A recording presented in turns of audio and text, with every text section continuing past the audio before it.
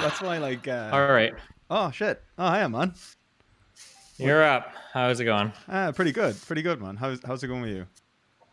It's going great. So, yeah, I was just talking to Marty there. Apparently, consciousness exists right between your eyes.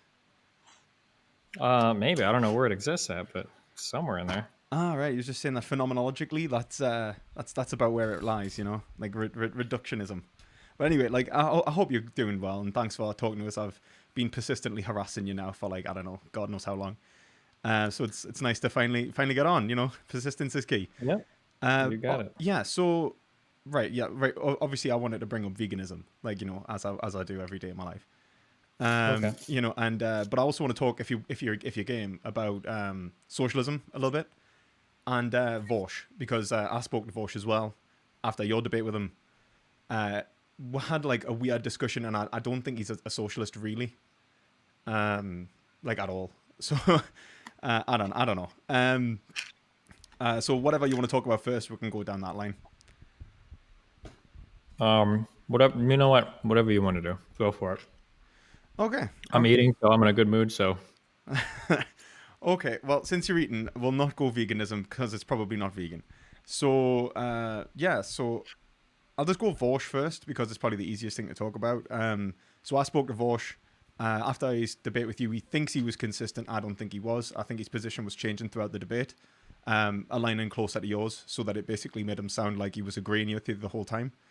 I basically probed into his like framework, and ultimately it's founded upon a level of epistemic anti-realism.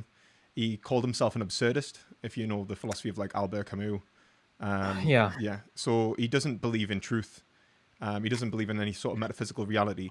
And he argued that he was consistent because his interpretation of his position never changes. So he said, like, look, there's no such thing as like reality and whether he was actually consistent or not. So he was like saying, yeah, I think the problem is that I think he's listened to some things that I've said, and then he like takes those in a really weird direction. I don't think he's truly like an anti-realist, or I'm sorry, I don't think he's truly like an epistemic anti-realist. I don't think anybody is. I don't think that's like a possible position to have. But well, he seems that like that's what he kind of. I think it's a rhetorical tactic more than anything. Like get out of jail free. Yeah, that's what I mean. Yeah, get out of jail free card. And I think that he is, in some respects, in terms of existentialism, and he talked about having like existential issues. So I think that he's probably just been like, he's probably had some shit in his life. He's went down the existentialist route, and then Albert Camus basically says, we've got to imagine Sisyphus happy, push the rock up the hill and smile about it, and that's how you're going to have to deal with your life. And I think that's probably what he's going down, And I think that sure, I'm sympathetic to that position, but yeah,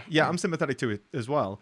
I think that if we use that to justify like what like I don't want to say stupidity, but like ungrounded positions, then we're going to end up in a bad state. So what I found anyway when I probed into it was essentially that he said that he basically said that everything was subjective, and that ultimately it rests on his interpretation of his position. And so when I said, well, this is why you were changing through the debate, because you weren't consistent throughout, because there was nothing to ground your position. He was like, well, it's all about my interpretation, so I was consistent with my interpretation. So he basically annihilated consistency. So, like, trying to defend his position, he rather than biting the bullet and just saying, like, you know what, actually, that Twitter take that I said, like, billionaires, that's a choice. That was actually a based lefty take. I'm going to stick by that one, and I was wrong to not condemn them. He instead was like, no, I'm right in both times, and there's no such thing as truth. And I just think that's a bit bullshit, to be honest. And I think it's fundamentally unsocialist. So I'm just going to explain why. So socialism is essentially a theory, a meta-narrative built on the philosophy of people like Karl Marx, like Noam Chomsky, Slavoj Žižek, other socialist philosophers, right, who try to explain, why workers should own the means of production and what a fair system is, right? Well, he rejects all of those and accepts postmodernism. Now, the left literally... I don't know how you can possibly be a postmodern socialist or Marxist, but okay, go ahead. Exactly. He is literally... The lefties have memed the shit out of Jordan Peterson for this, you can't be a postmodern neo-Marxist. This is absolutely stupid. Like the guy doesn't know what he's talking about. But that is actually Vaush. So it's one of those things where it's like Vaush actually postmodern neo-Marxist confirmed, which is like I don't know, man. Like how am I supposed to deal with that? And I so don't think, to be clear, and I don't know if there's like a philosophy brain or whatever thing, but like, I don't think Vaush actually believes that. I don't know if you understand that or if you believe that, but like, I don't think Vaush actually believes these things. It's just these are the positions that he has kind of committed himself to hold like his like way down the road positions. Like you want to have this belief and this belief, so then you kind of like you read enough philosophy jargon to throw some terms together and sound like you've justified. I don't think he's actually like an epistemic anti-realist or like that hard committed to postmodernism. Like there's no way, no real human being is, right? Because if you were to sit down, if you were to lock him up in a room and then show him all the logical ends of everything that he's saying, like it would be absurd. And well, in not a fun way, like reading Albert Camus, but in a horrible way, like somebody could kill you and you can't really complain about it. Like it would be just absolute chaos, right? well, yeah, but then he just relates it all to power, and he goes down like the Foucauldian kind of route. And but he did accept that we'll have to. Like, he started to come around in the end and say, look, we'll have to pretend as if it is real, almost. Yeah, which is more or less my position. Yeah, But that would be fine, except like even if he went like fictionalist, that would be fine. But then he couldn't bullshit and say like, oh well, everything's like, you know, a matter of subjectivism and all that, because then he's had to make the assumption that everything's real. So I think you're right in that it's a rhetorical tactic. sure. But I Like if think, somebody were to say, like, could Vegeta beat Goku in a fight, and somebody were to say, well, no, it's not possible. A valid response to that isn't, well, it's all fiction, so he could. You would have to work within the rules of the world. You'd assume that yeah, like everything in that world was real, and then you'd work from there. exactly, Yeah, exactly. that's Yeah. basically my position. Yeah. And as we know, Vegeta would never beat Goku in a fight, and that's just the way that would work. Well, only because of Goku's plot armor, but Yeah, Vegeta yeah, deserves it. exactly. It's just like unbeatable. Vegeta to Goku, what that one guy is to Naruto. I don't remember his name, but it's like whatever the fuck. I've heard enough about him that I can tell he's a Vegeta-like character. It sounds like there's some character in Naruto that wasn't born with all the gifts that Naruto has, but he probably trains harder and does more shit or whatever. But he's always like slightly worse than Naruto because Naruto gets some special bullshit. I don't know. Oh, Sasuke or whatever. Sasuke, that guy sounds like it, but Like they did some, okay, sorry. They basically did the same sort of like the meme, that kind of thing in One Punch Man, though, didn't they? With like his apprentice is like this hard training, like fucking robot, like half cyborg, like super serious character, and he just fucking walks up, flicks something, and walks away very sad. Like, Well, but yeah, absolutely. Like the thing is that like I don't know. I think that Vaush is at the end of the day then bad faith, and I think that's really bad again, because now we've got like this whole thing about misinformation. I watched his video responding to you about misinformation, and it seems that like he doesn't separate misinformation from lying. Like, so yeah, that was a huge problem that I had when I was watching his video. And this is kind of like a thing that I can't believe this is done in good faith. And people even on a subreddit were posting like, oh, Destiny thinks that it's immoral to lie. Well, then Destiny thinks every single teacher is immoral because when they teach you Newtonian physics, they're actually lying to you. And it's like, okay, like this is so stupid. Yeah.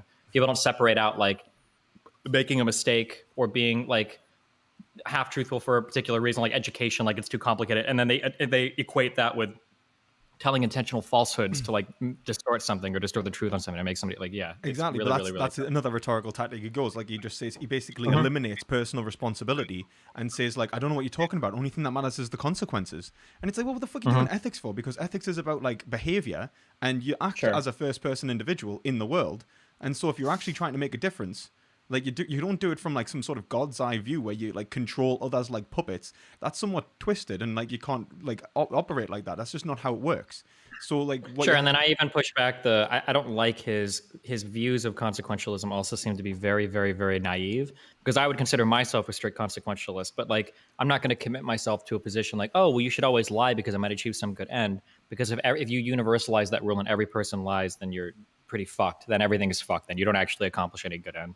Yeah, but then he just accuses, like, throughout the debate, he was just accusing you of being a deontologist, which is like, I don't even think that you necessarily were being a deontologist. I think like you can understand personal responsibility and be a utilitarian, like absolutely. Like one of the things I tried to bring up with him was Henry Sedgwick, in terms of like standards and principles. He's a utilitarian who argues we need standards and principles to maximize utility. Yeah, of course. Like, exactly. Yeah. 100%. Yeah. So like I don't know why he does this. I don't think he was all bad in the discussion I had with him, although he was like calling us insufferable, you know, which no doubt, like obviously we'll get on to the veganism in a minute. And I'm a snobby moral realist and stuff like that, but like he goes down this like rhetoric kind of route, and he's very hard on the rhetoric. So I think that maybe it's just all about that. And I guess the reason I'm calling him not a socialist is because when he started in the debate, he basically said to you that it's okay to maximize and accumulate capital within capitalism. And then he moved his position a bit like more to the left and was like, look, as long as you don't make things worse, then it's okay. But it's like, if you are a socialist, you've deemed the system to be morally deficit as a utilitarian. You're saying like, this is negative utility, this is bad. So you perpetuating that system is not socialist. It goes against the ethic that you're trying to like fulfill. So like, if you don't become a landlord and enrich yourself on the backs of others, it's like you can't be both a capitalist and a socialist at the same time. It doesn't make sense. Yeah, but people just throw that fucking comic at you over and over again. What one, sorry? You don't know the comic? No. Every time I have a discussion about this with socialists, they throw the comic. It's with the one guy in the well and the other guy carrying the sticks. And he's like, fuck, I don't even remember the original quote. I've seen it memed so many times. But the guy's basically like, oh, like society is pretty fucked, isn't it? And then the guy in the well is like, oh, you're criticizing society, yet you live in it, huh? Like, how stupid, right? And it's obviously meant to show that, like, dumb that though. It's meant to. Well, it's meant to criticize because sometimes conservatives go overboard and like, oh, well, if you're a socialist, shouldn't you be giving away all of your money? Which is obviously a stupid position, yeah, I think right? it was like, Tucker Carlson said something stupid like that. It was like something like that. There was like a was it Tucker Carlson? No, it was on, it might have been on Fox News, where there was like someone on Fox News basically saying like, why aren't socialist professors working for free? Probably every single person on Fox has made some statement to the equivalent of that at some point. It wouldn't surprise me. Yeah, and it is absolutely stupid. Like of course you need to exist within the system, but there's a separation between existing in the system and then perpetuating it and enriching yourself off the back of others. Like, and there's a spectrum to that, right? Like, you don't have to commit yourself fully to it, but like. The problem I had with Vaush at the end of the conversation is I asked him, I was like, is there any difference between a socialist and a capitalist living in a capitalist system? Like, would those two people act any differently? And he's like, well, no, I imagine they'd act the same. And it's like, okay, well, what the fuck is the point then? Like, yeah, exactly. What is the point? Absolutely, 100% agree. And like, one of the things that I said, like, in terms of like, because he was like, well, what if you become a landlord and you get like all this property, so you win the lottery, basically, you buy loads of property and then you charge people lower than expected prices for rent. I was like, well, then you're acting as a socialist in capitalism. Like, you are undercutting the market for the benefit of the people. Then you're not putting profit over people. You're putting people over profit, which is essentially the socialist narrative. So I was just like, well, that's fucking socialist. And he's just like, oh, so you can be a landlord then? I'm like, what the fuck are you doing? Like, you just said that you could enrich yourself without considering others. And now you're saying, well, what if this other person was doing a really nice thing for other people, but in the capitalist system? And it's like, well, yeah, that's fucking socialist, man. Like, I don't know what you expect us to say here. Like, I don't know. I feel like he just, like, it's whatever benefits him at the time. And I think that's the whole point of why I related back to the epistemic anti-realism, even if it is a rhetorical tool, because at the end of the day, it's whatever benefits him in the moment. So I don't know. I come out of the debate with Vaush with like having lost some respect for him, gained some in the sense of his existentialism, but lost some respect for him in terms of a lefty. I don't think that he has any sort of lefty moralism within him. So I don't know. But yeah, I mean, like, if you want, we can move straight on to like why we should be socialists, if you want, and then I'm basically going to say because private property. I think private property demands socialism. Why do you say that? Because I think do you have a theory of private property at all, or when you say private property, you're talking capital or personal property? Personal property. Oh, wait, everybody thinks you should own personal property, right? Even socialists. Yeah. And I'm going to say that personal property comes from an engagement with labor to the world. I think that, like, I would take the Lockean view on private property. So Locke argues that where private property... Wait, hold on. Just so that my brain doesn't explode, can we be very careful? Because usually when I discuss this with socialists, private property usually explicitly refers to capital. So if you're talking about capital, say like private property. If you're talking about personal property, say personal, just so I can keep that clear in my head, because I've had to go over these definitions so many times. So when you say private property, you're talking personal property, right? I'm talking personal property, yeah. So just so I keep that straight in my head. Yeah. Okay, so I would say that personal property, which I would say is like private ownership, like the individual actually owning that thing and it being theirs for all time. They can do whatever the fuck they want with it, destroy it, like fucking eat it. I don't know, like that's theirs. I would say that comes from engagement with the world. So like if we understand that the world around us is formulated of objects, which implies that they are separate from us. The only thing that can make something private property is if it becomes a product. So I would say that like the production of property or personal property is due to work being done in the world. So you mix your labor in with the object of like nature. Like you plow a field, you plant a tree or something, and now that tree is yours because the labor that you've put in essentially made that tree. That tree was the result of your engagement within the world, and that's why private property, like for personal property, for John Locke, essentially comes from mixing yourself into reality. So it's yours because you are actually residing in it in some respects. It contains your labor, your property, and that relates to your bodily autonomy, which he sees as given to you by nature. So like Wait, holy shit! I gotta ask you a question. yeah. Do you think you have a right to lethal self-defense of your property? Didn't we discuss this? And I said not if you can not if you can avoid it. Yeah, but if it's unavoidable, do you have a right to lethal self-defense of your property? If it's unavoidable, Like, let's say large guys come into your property, you're a little old, 80-year-old lady, you can't fight them off. You tell them, I'm going to kill you if you keep coming. Do you have a right to defend your property since that's your labor acting on natural resources or capital to create that thing in the world? and You're an investment in it, your life force, your labor, energy. and you can't call the police or anything like that. There's no other. Yeah, they're not going to be there in time, yeah. They're not going to be there in time. And you can't. Can you claim compensation through the courts? No. No. Then yeah, you can kill them. Fucking based. All right. Okay, keep going. Okay. So like yeah. So I'll just basically say like that's you in the world. So in which case I'd say that like when someone hires someone for a wage, that I would relate that to wage slavery. I think you are being rented because they are no longer purchasing the product of your labor, which would be your property. They are purchasing you to produce products, which is essentially renting you to produce products from which you never own, which means that you lose the capacity to be a property owner because you're being rented. So whatever you produce is no longer yours, which means you can't engage in free trade because you're not considered capable of owning property. So you're not actually capable of entering a contract. And so what I would say is that it nullifies the logical consistency of the contract because you're both being treated as as an object, as property, and as a property owner, and they're incompatible. So I would say that, like in terms of socialism, I'd say that in terms of Wait, hold on. I got to fight this in a lot of different ways, okay? Okay. Okay. So firstly, don't you consent to entering into some sort of contract for labor, generally, if we are ignoring like indentured servitude or slavery? Yeah, I would say that you do consent, but then there's limits to consent, and then there's obviously coercion. Sure. But any coercive force that exists in a capitalist society is necessarily going to exist in a socialist society. Yeah or no? What necessary force did you say? Sorry.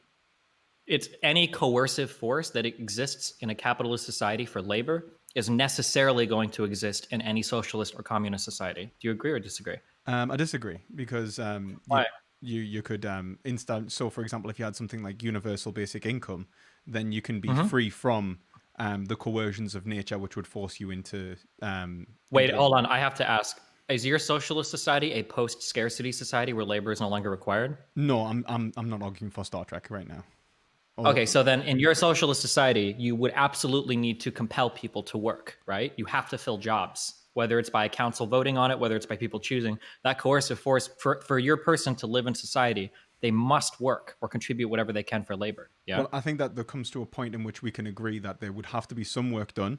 Yes, and that would be the shared burden of society. Yes. And that shared burden of society would be enforced coercively. You would have to. Like, if you had a person that wasn't following it, the logical end of that is either killing them or kicking them out of society, no? Well, yeah. I mean, you could say that, like, if you've got someone that won't abide by the rules of society, then they would have to be removed. Yeah, I would agree. Exactly. I agree. Okay. So yeah. I push back a little. When somebody says in capitalism, there's a coercive force enacting you to work, which hampers your ability to consent to that work. But in any socialist or communist society, there would be equally coercive forces because you have to work to make that society work, right? We're not talking about a post-scarcity society where everybody can just dance and do art all day. It's whether it's not just like whether you have to work. It's like whether you can choose to reject a certain contract. And like, so for example, in a socialist society, I would say that your means, you'd be given the means for survival, which allow you to enter the market in a fair and equal way. And so when you see like, for example, I've only rejected like one job, and that was because it was the worst job I could have ever like went into. It was like a 0 hour contract.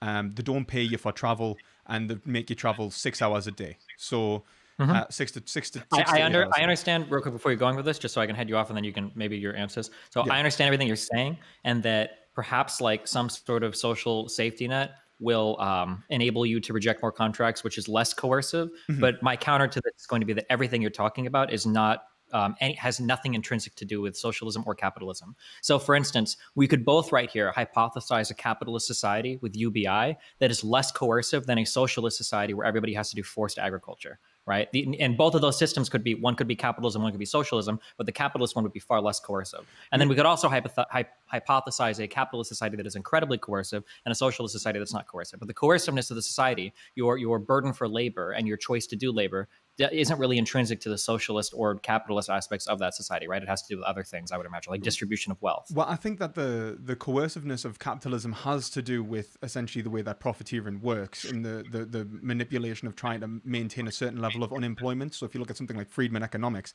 that's be like a 3 to 4% unemployment rate. Now, I think you're right that you could have a capitalist society which mediates that problem, like liberalism. Like you could endorse a liberal economy.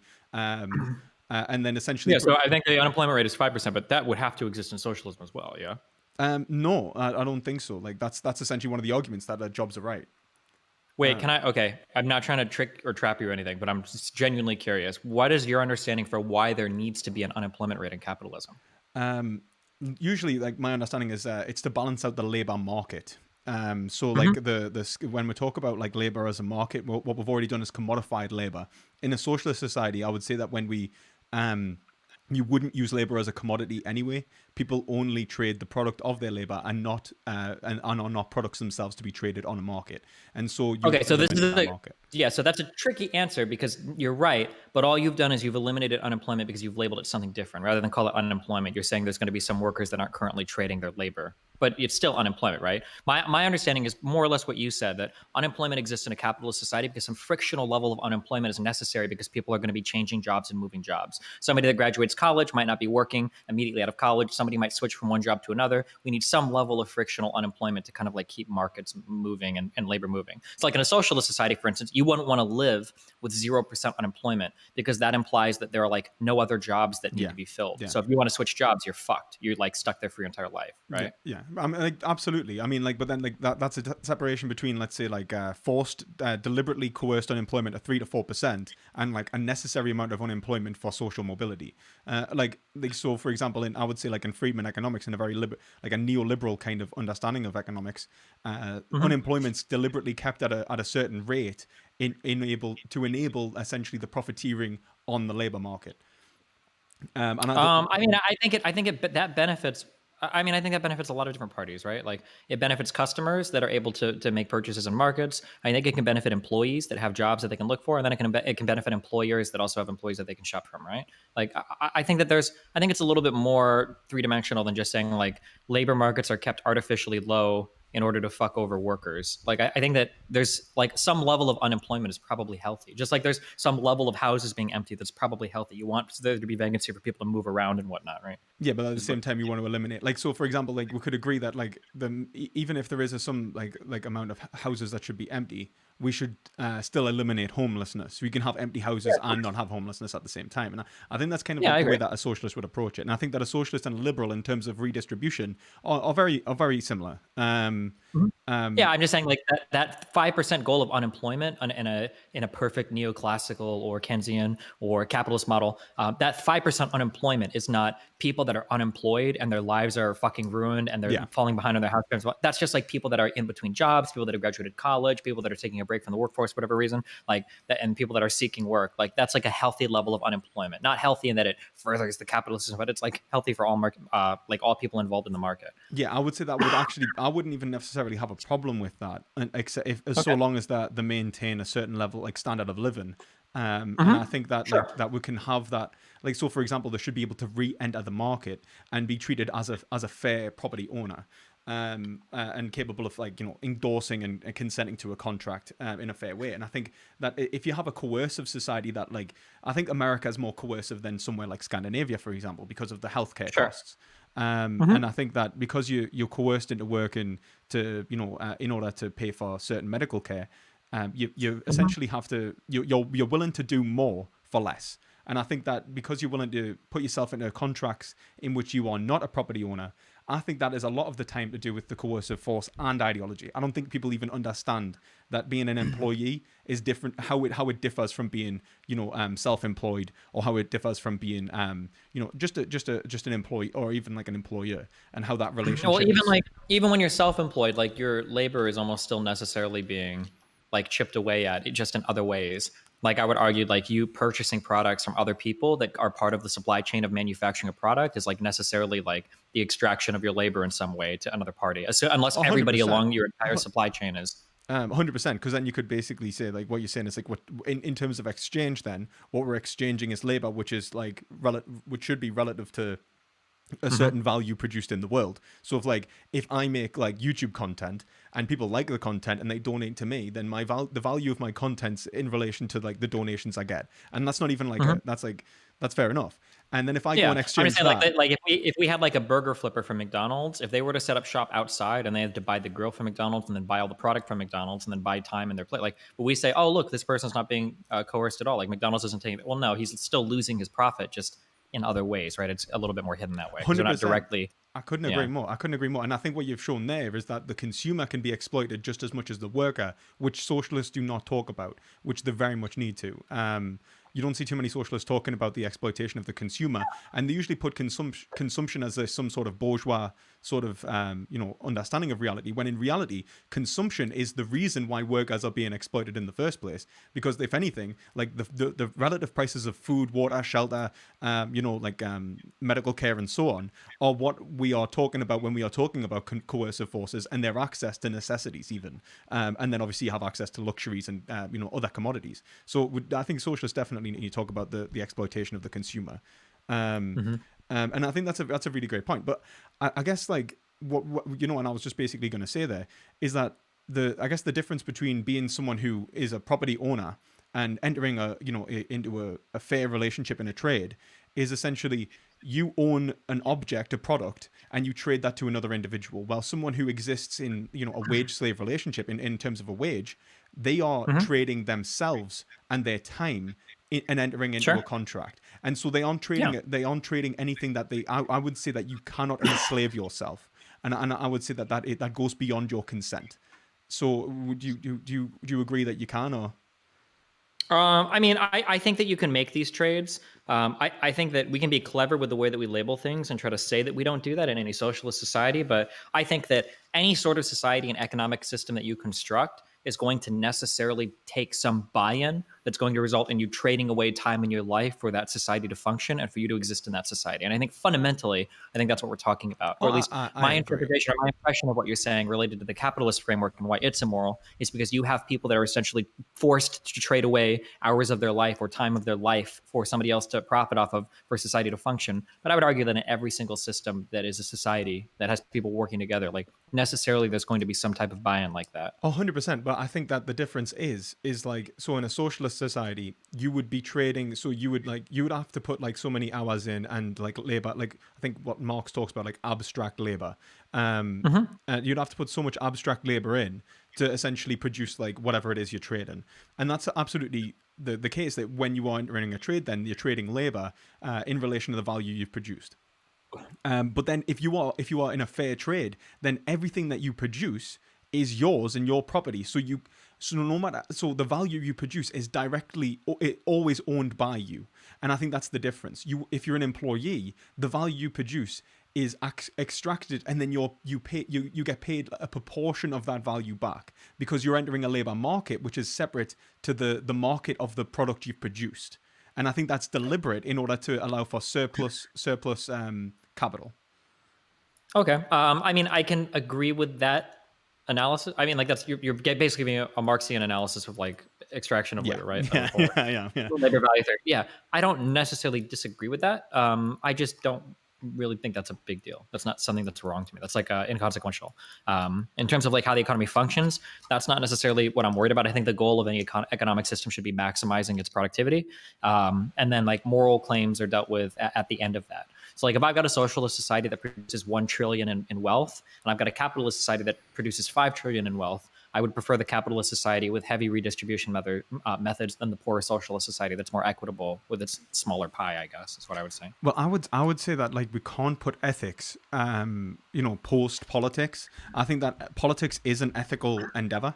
That is like, and in terms of the construction of a state, I would see that as the establishment of a given ethic. So like when we are talking about like how I agree with you 1,000,000%, but I would say it's more ethical to do the system that maximizes your economic outcome rather than sacrificing your economic outcome for some perceived ethical gain. John Rawls. Okay. Like no, no, I'm just is that a Rawlsian thing? Yeah, yeah, oh yeah, yeah. You're literally taking the maximum, you're maximizing the minimum outcome. I think that's what it sounds like. You're, like essentially, you was it justified inequality? He calls it.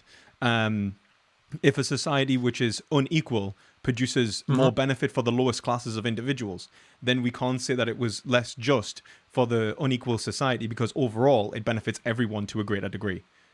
Yeah, that guy sounds based. Yeah, he's like king of the liberals. He must be a great guy then. He's like he's not too bad. John Rawls' Theory of Justice. If you ever want to read like the most liberal book you can ever read, then it's John Rawls. Hell yeah, I love his veil. You know, I hide behind it all the time to make decisions. So well, that's the thing. I'd say that ultimately he bases it off of very liberal reasoning, and that's Nozick and McIntyre's critique. That essentially he presupposes the outcome based on a certain rationality, which basically concludes that the best society is the one that maximizes the minimum outcome. And that's like, I think that's like a really, like, it's a strong critique. And I think McIntyre shows that, like, it's not surprising, but it's also all of what traditions are going to be biased towards some kind of outcomes because of the way that reason works in rationality and traditions. And so what we need to do is talk about like what is actually best for us, and try and get past the bias if we can, but it's not going to be easy.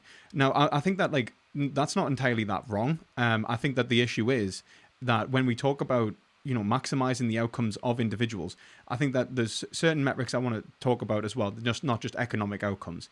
I think that a socialist society could produce good economic outcomes anyway. I don't think that it necessitates like economic collapse or anything like that. And then if that's the case, I would say like we can have a more ethical society in which the individual is given more creative control over their lives and autonomy, then they're capable of.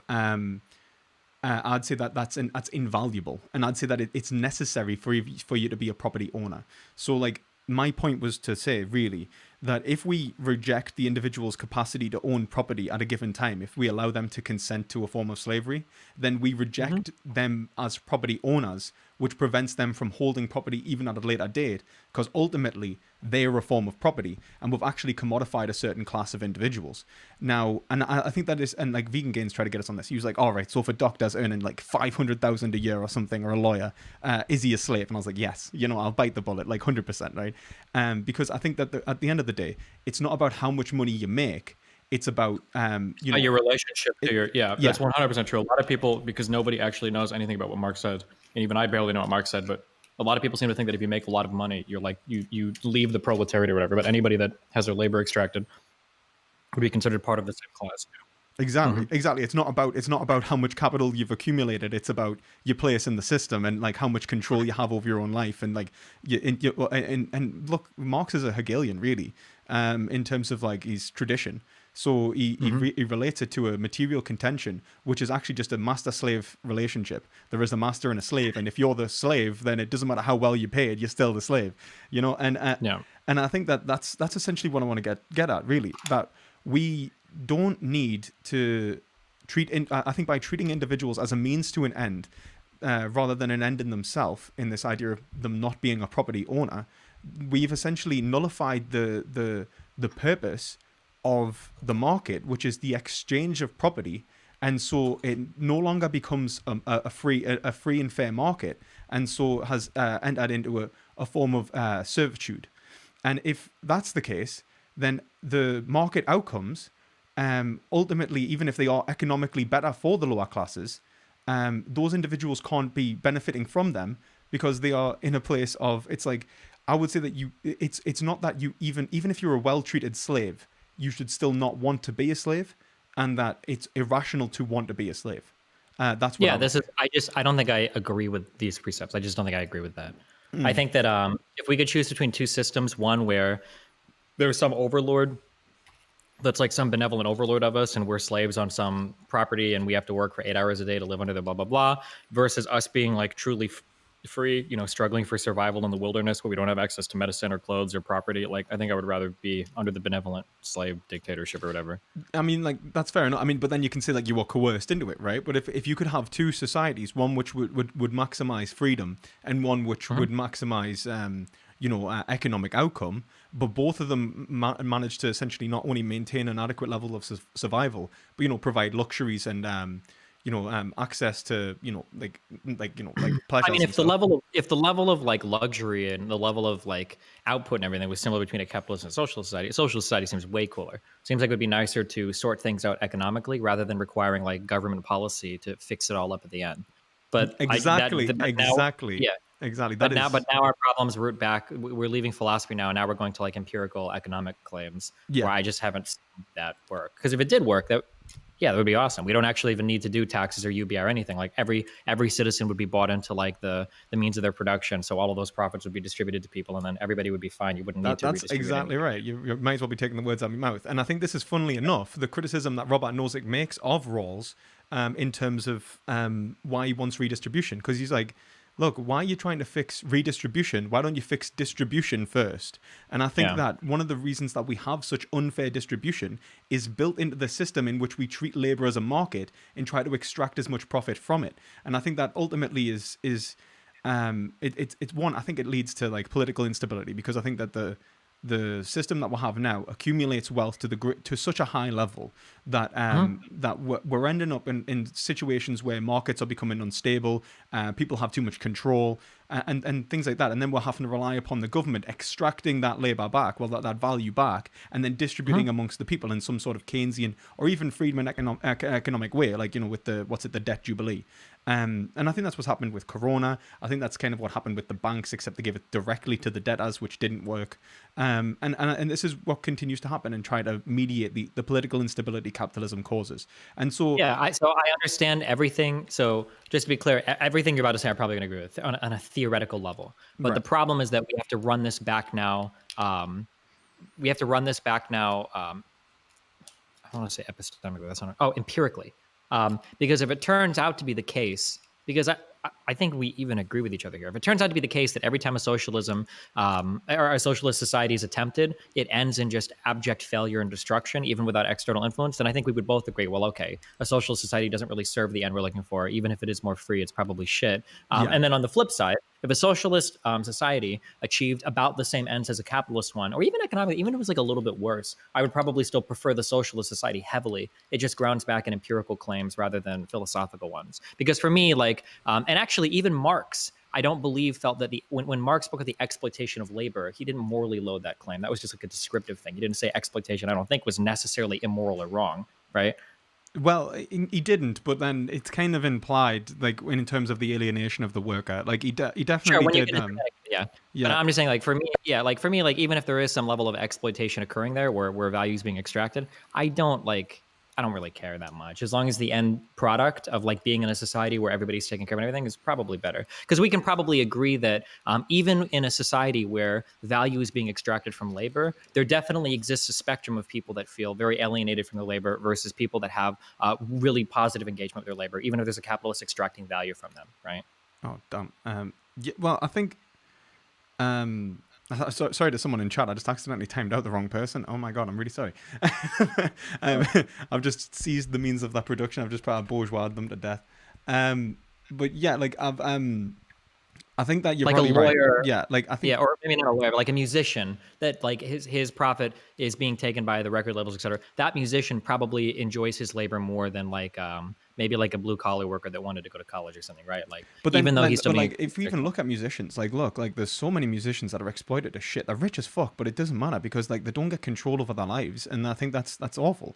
And I think that's an issue. Like they're forced to write albums when they feel like they can't, so then they're producing like shit that they're not happy with. It can definitely happen. But then we also have like today, like there's like a greater variety of music, although capital the capitalization of music has led to the mainstream being like very hollow, or very narrow, I should say. But like there's still like a lot of like crazy new innovative music being produced all over the place as well, though, True, right? true. And I think that Where like we're all like ultra free in a forest playing the Hunger Games all day. Like, not to say that socialism would never no, go with that, or like, yeah, I definitely don't want that.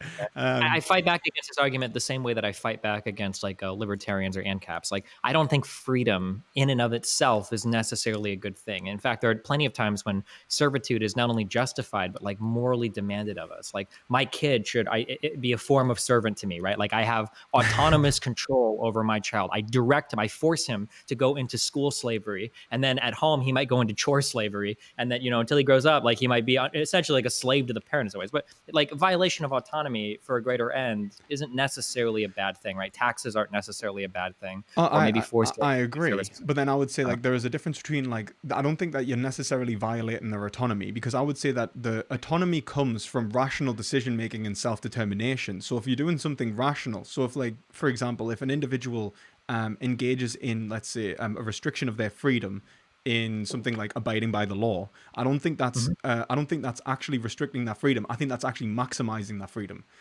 because it may look as if it's restricting that freedom in a positive sense. They're not allowed to murder people, but overall, we all agree that murder is wrong, and so we can produce a society that actually maximizes like the minimizes the chance that someone's going to trespass upon your subjectivity, and so you're actually you're maximizing your freedom.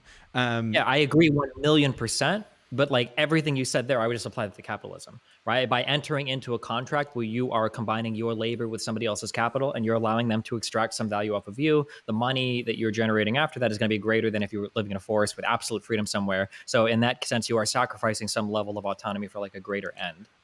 I guess there is two things I think I would want to say there. One, I think that would have to presuppose like the outcome of the society will be economically so bad that it prevents an individual from being a property owner in themselves. So the market would be destroyed. So like if you say like, look, if we went this route where people like actually were property owners, the market would be destroyed. So we can only allow for so much private property. That would be, I suppose, a fair argument. But then even how we, decide who is the property owner and how that system works, then would probably enter a form of liberalism. But I don't think I haven't seen an argument that's been like substantive that shows that socialism will always fail. And I think that one of the biggest things that we'll have. Well, this right? is maybe not, but I think you could prove like thank you. I think you could prove that at least to some degree that the economic system would be more unstable or something like that, or and maybe even if we had like some social experiments. I think macro level stuff like that is going to be impossible to prove, right? Like that, you couldn't prove that Nazism will always fail, right? Like that's just impossible. You can't run experiments like that on a grand level so much. And I think that's a little bit dangerous. Like we can't, the proof, the burden is really on the person presenting the new idea to push for kind of like slow or gradual adoption and then less friction into moving into that idea, rather than just presenting the argument like, well, maybe it won't always fail. Like, let's radically redesign. And this is the problem that I run into with so many social. Do you know who Ben Burgess is? I don't. You're not saying anything, but this is the problem I run into with so many socialists, is that it feels like towards the end of the conversation, because like socialism sounds really cool.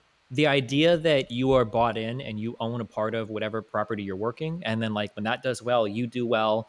The idea that like that just the concept of that ownership sounds really cool, because you're not just like having some faceless boss. Like everybody that you're working alongside is all bought into that. That sounds like a cool idea, but if that hasn't been shown to produce better outcomes, everybody seems to have this answer that like, well, the only way it'll work is if the entire world switches overnight. Because if it happens in just one neighborhood, then banks will crush it. If it happens in just one city, the state will crush it. If it happens across a state, the rest of the country or the federal government will crush it. And if it happens in just one country, another capitalist country will crush it. Yeah. So it seems to be does like actually socialism seem to happen, like unfortunately, every time it does pop up, like especially. But I mean, like there's been fighting back and forth. If capitalism is the more tenacious system, then I mean, like that seems to be an argument in favor of its survival. It's not even about tenacity. It's like it's about the plutocracy of our society. So we've already got like vested interests in capitalism, and we've already got like people who have accumulated a lot of power. So like if it's something that like it's like kind of like it's like the rebels in Star Wars. It's like if they had have been found by the Empire straight away and everyone knew where they would have just got fucking annihilated by the Death Star. That doesn't mean the rebels went like. You don't think those economic forces might have had anything to do with the way that those societies turned out? Like, I'm curious actually. Well, no, We because can't like if you prove- look at Russia, right? Like the USSR, shit, horrible society, atrocious. They should never be done. And I wouldn't even say like socialist in terms of ethics, because I think like the vanguardism is fundamentally unequal and produces a class based society. So like that's just, it's fucking dumb. But you know, tankies, whatever. Like the reality is that they did manage to take a absolutely fucked economy from World War One. You know, produce a system which managed to take a, you know, newly industrializing, backward agricultural nation to the arguably the second most powerful nation in the world. So, like, there has to be, like, in terms of, I wouldn't recommend that kind of society, but clearly there are other modes of production or other means of accumulating like wealth and power that are as at least as capable as capitalism. I mean, if you think Yeah, but about like, the problem with that analysis, and I understand that, but the problem with this analysis is that it shoulders all the benefits of that society moving forward onto the backs of like saying that it was a movement towards socialism. And so, well, at least it did something good, but it could have just as easily been the idea of industrialization that moved in that direction. It is I entirely think that's conceivable that honestly, the USSR as a capitalist society would have made even more progress. I think Right? that's exactly right, and I think that's what we do with capitalism as well. I think that we justify capitalism as producing all these great things. In reality, what's produced these great things is human innovation. I think that capitalism just so happens to coincide with the progression of like ideology. So this ideology's Yeah, but progressed it to seems like when we capitalism. look at like Like, innovation, doesn't it feel like that comes more from capitalist mindsets anyway? Like even if we move away from just like creating capital, even when it comes to things like art, isn't that something that is like historically kind of like repressed in big socialist regimes? If we say the USSR was idealistically socialist, or MLs, right? If we say that China was idealistically socialist, don't they I even wouldn't even suppress say things they're like idealistically art? socialist. I really don't think they were.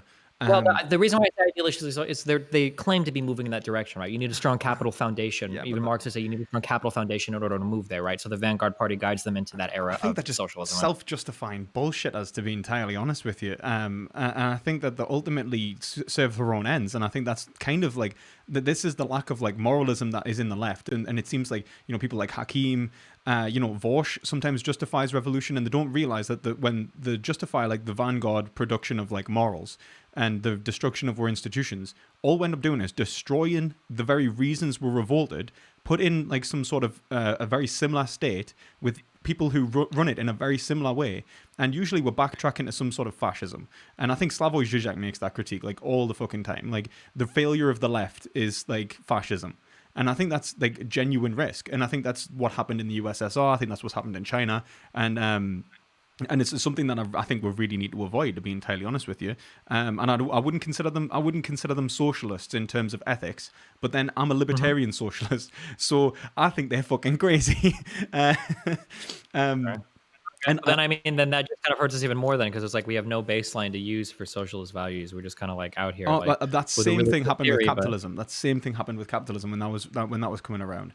And the reason that capitalism moved, when we moved into capitalism, was ethical reasons. Like, we moved from like feudal, like, you know, the feudalistic monarchy states, industrialized into capitalism, was partly because of the rejection of the bloodiness and authoritarianness of the king, which allowed us to, you know, become more individualistic. And then individualism and capitalism sort of like fed into each other, and so the aristocracy became like, you know, more empowered, and the system, the justice system started changing around it, and then we started having like more and more parliamentary control, which then, you know, coincided with obviously the increasing power of the aristocrats, and then eventually it ends up, you know, becoming like a what we have now, unfortunately, like an oligarchy, I would argue, pretty much.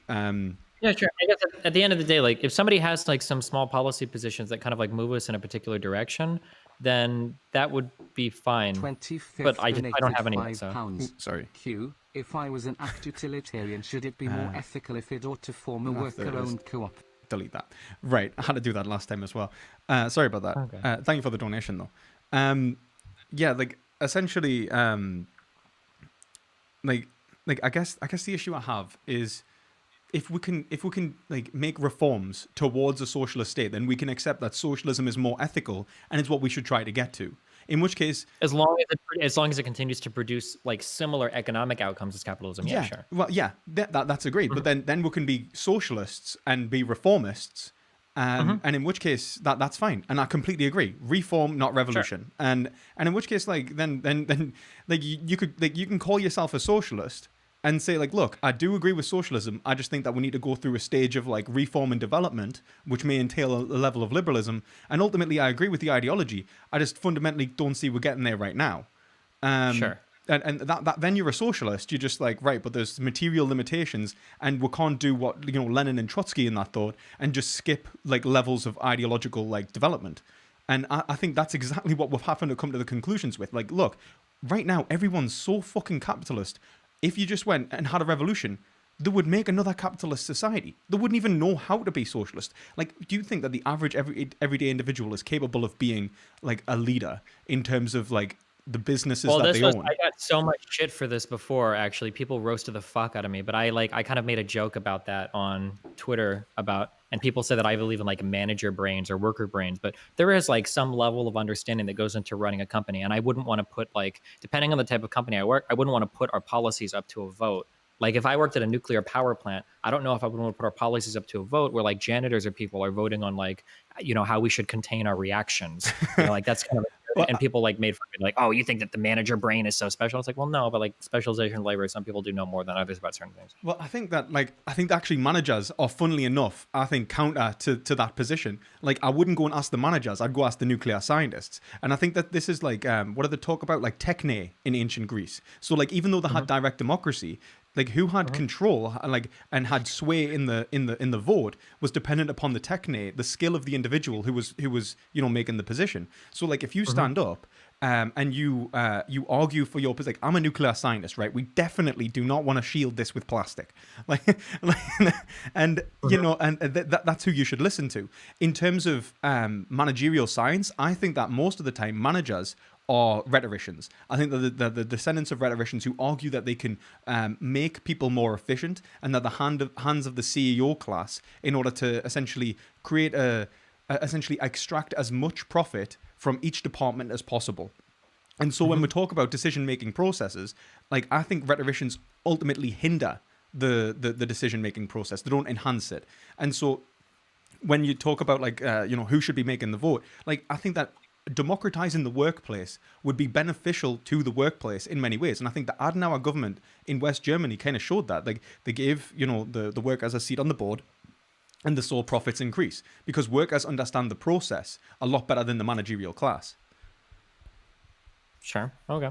And then in which case, then why don't we, like, I do agree that like right now people are not capable of running businesses or not capable of self-employment for the most part. And a lot of that comes from like a lack of maturity, right? And I think that to quote Kant, he says that like freedom is the prerequisite for the maturity for freedom. And I think that at the end of the day, we're going to have to slowly introduce like the lower classes into more responsibility so that they can be capable of the responsibility of being self-directed. But like keeping them in like a childlike state is ultimately harming them, and it's harming like the overall market, because we've got a bunch of workers who don't understand like why they're working. They have no investment in the business, and they ultimately don't care about the market outcomes. Okay, sure.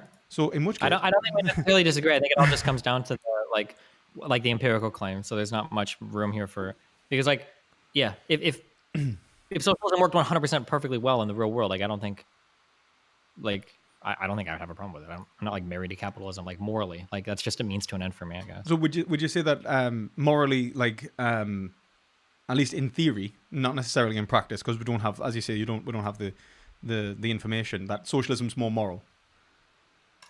No, not necessarily. I would say it all depends on like the outcome that we're looking at, on whether or not we're achieving that outcome or not. And if we are, then But then in principle, like, so like what I was saying is like in practice, like socialism mightn't be, because if like, let's say it's more moral in like reasons, but then, fails to like produce any outcome, then it's not, efficient in practice. But in principle, like the perpetuation of like autonomy, no, I don't have like any intrinsic attachment to autonomy. And in some ways I even kind of reject it.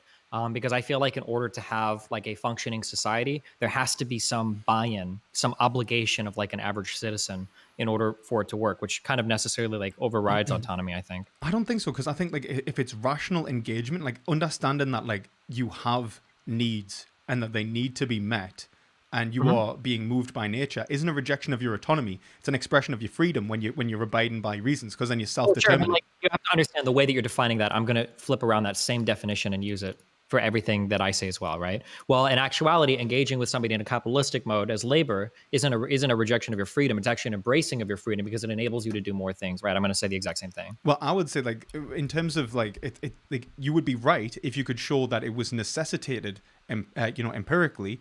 But then, and the necessitation comes from our empirical disagreement. Like if there existed a system like socialism somewhere that was working. So like, here's something that I would say. I would say that the way that we engage with healthcare in the United States, I would say that's unethical, because it seems to be demonstrated in other countries that there are other ways to run this in ways that don't sacrifice any economic output at all. And it makes no sense why we wouldn't like be moving in that direction. I would say that. Well, yeah. And well, what about markets, right? Why is it that like why, let's say like a socialist market wouldn't be successful if it's like full of worker cooperatives?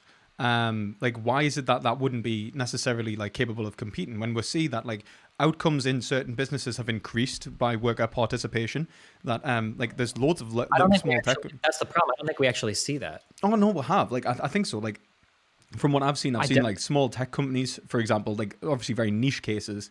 Well, yeah, because I was going to say there might be like very small scale cases, but in terms of can you run an entire economy like that? Like if you have a case of like highly trained engineers that are working with equal ownership of a company, that's far different than like could Walmart run as a co-op, right? I don't think that's a fair comparison. Well, I think that like it depends on how they run as well, and then you can have like, so you can still have hierarchy, you can have justified hierarchy, and Marx was all about that.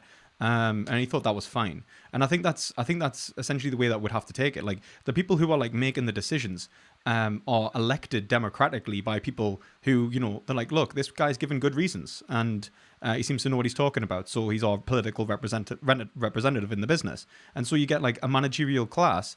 Like not a managerial class, you get a class of individuals who are, decision makers, who are democratically held in their positions. But the thing is that we never get a chance to even implement any of these policies. And I guess the main argument that I'm making is that I think that right now the capitalist system is stifling any political change. Like we're not getting a chance to reform. We're not getting a chance. Yeah, I agree. Real quick, I agree. I'm going to agree with everything you're saying. It just all rests back to some empirical claim, right? But then we need to try it. Like at the end of the day, like we have to. If we're not willing to take any risks. Well, this is the thing. Like we could like political experiments, like social experiments, in terms of if we agree that we're not going to destabilize, like and we'll put in like protections for a certain area to develop. And I agree. Again, I'm going to agree with all of this before getting ahead of that. I would even actually, because it's a new idea, I would be in favor of even incentivizing that maybe there's preferential loans given to people that want to start like co-ops or something. Exactly. Like that's the kind of thing that I would think that we should be engaging with. Like that's the kind of reforms that I would like to see. But I don't disagree with that at all. 1,000,000%. Yeah. Then you're like, I don't think that you're necessarily even a liberal if you're saying that like, look, I think that like this is better. I just don't think that it's. I mean, like it's I'm a liberal, yet. and so I like I'm not married to liberalism or socialism. Those are like downstream positions from like I guess my moral beliefs, and that like we should enable as many people as possible to live their lives as maximally as possible. So like socialism or capitalism is downstream from that. If you can demonstrate one being superior to the other, well then I'll abandon the whatever instantly. I don't care. I don't have any moral attachment to capitalism. Right. So like it's genuinely so like would you not be in favor of trying to move to socialism then through reform, like as in like incentivizing, let's say, worker ownership? And then just seeing how it economically turns out, like one step at a time. Not try and force a whole new economy, but like just implement certain socialist policies, like one at a time, and see if they work out. If they don't work out, always. Everybody should be in favor of that. 1,000,000%. Yeah, it just seems to be the case. We don't really have any empirical evidence yet that shows that like co-ops or that form of organization is like superior. And then also to be clear as well, even if society was completely full of co-ops, that doesn't eliminate capital markets necessarily. Like that could be a different thing as well. Unless you're saying like co-ops can't raise external investment, or you would like that would be like more complicated. But yeah, I mean, I wouldn't be against that at all. I don't think, arguably, I don't think any capitalist would be against that. They shouldn't be, unless they have some very weird, I don't even know what would be wrong with them. But like, if you could demonstrate to any capitalist leaning person, like, hey, look, like co-ops are incredibly positive. Any capitalist person would be like, yeah, sure, 100%, we should try this out. I think for you're sure. probably right. And that's why I was basically taking the argument for property. But I think that the difference between capitalism and socialism is like if you're a capitalist in the sense that you want to maximize private property, like you're like Adam Smith or you know, your John Locke, then yeah, I think that you'd probably want to move towards socialism if you could. Because you'd be like, wow, this is fucking better. Like market socialism is better for maximizing for the production of capital. It's maximizing private property ownership. This is just overall like essentially the maximization of these values. So you keep running to this area, and I'm not going to disagree with you, but these claims come after empirical ones. That's the problem. But this is the issue is that like and I would agree. I think that's 100% the case. I think that the issue is that whether people like are actually approaching, like if we all agree that socialism is correct in terms of ethics, but then in terms of pragmatics, but I don't agree with that. I don't care about the ethics of a person's relationship to their labor. That's not something that I'm innately concerned with. And I would argue most people aren't. Because I think even in this conversation, you've agreed that if a better relationship with your labor means that you're doing forced agricultural day, then who cares, right? Well, I think they are. I think they are very much engaged in, because I think when you are alienated, I think Marx gives a good like psychological account almost of why alienation's bad for the individual. So like, I think that ultimately, like if you look at like the way that like take somewhere like Japan, like the way in which they're being like. Real quick, just before we go, because I agree with you that being alienated from your labor is bad. I just don't know if that's necessarily intrinsic to capitalism, and I don't know if that's necessarily avoidable in socialism. That's what I'm saying. You see, I think that if we separate capitalism and socialism with worker ownership, then alienation would be a necessitated part of capitalism. I totally disagree. I think that it is. So, for instance, it would be possible to run. It would be like I think these ideas can be completely divorced. So, for instance, I think in a capitalist like job, you could theoretically like pull your employees for ways that you want to change how you organize or how you do like a particular aspect of your job. And then also we could envision in a socialist society, because I've heard 50 million different ways for how you organize these socialist societies. If we take like a Michael Albert participatory economics approach, right, where we're shuffling people around different jobs all the time, even if you have ultimate control over your job, you might still feel incredibly alienated from your labor because you don't feel like you're getting the kind of control that you want because you're shuffled around to so many jobs all the time, right? Now, I'm not saying that, I'm just saying that like, I don't think that alienation of your labor is necessarily baked in to capitalism in the worst way possible and is necessarily alleviated in all socialist systems in the best way possible. I think that it still comes down to like the economic forces at work in both systems and like the actual like scarcity or not scarcity of products or whatever. You're actually right in many ways, and I think what you did show there is that there are benefits to capitalism in terms of like what capitalism is allowed for, which is I think social mobility and control of one's life to some degree, like the idea of a market does anyway. And I think that's why market socialism is so much more advantageous than something like authoritarian socialism or something like that, where people aren't given like directed control of their lives. The whole point of rejecting alienation was to like basically maximize the freedom of the individual, so that they're no longer like. And in which case, I agree. Yeah, I agree with you there. I'm not trying to cut you off. I just want to make sure because most of what you're saying, I'm agreeing with. I think, and most of what I'm saying, I think you're agreeing with. At the end of the day, these are going to rest on empirical claims. My issue with market socialism, I don't know how far you're going to do it. Market socialism sounds kind of like a cool idea, but I have no fucking idea how in practice it actually works. Because some people talk about market socialism like it's literally just capitalism with a ton of co-ops, which doesn't seem to be like anything related to socialism at all. It sounds like an interesting idea, but. Well, I would probably say that there needs to be a certain level of a mixed economy. So like you would have to have like, I would say like, and I would argue even from a right wing position, if you take something like Robert Nozick's principle of compensation, where he basically says if you trespass upon another's like property and subjectivity, then you need to compensate them for that.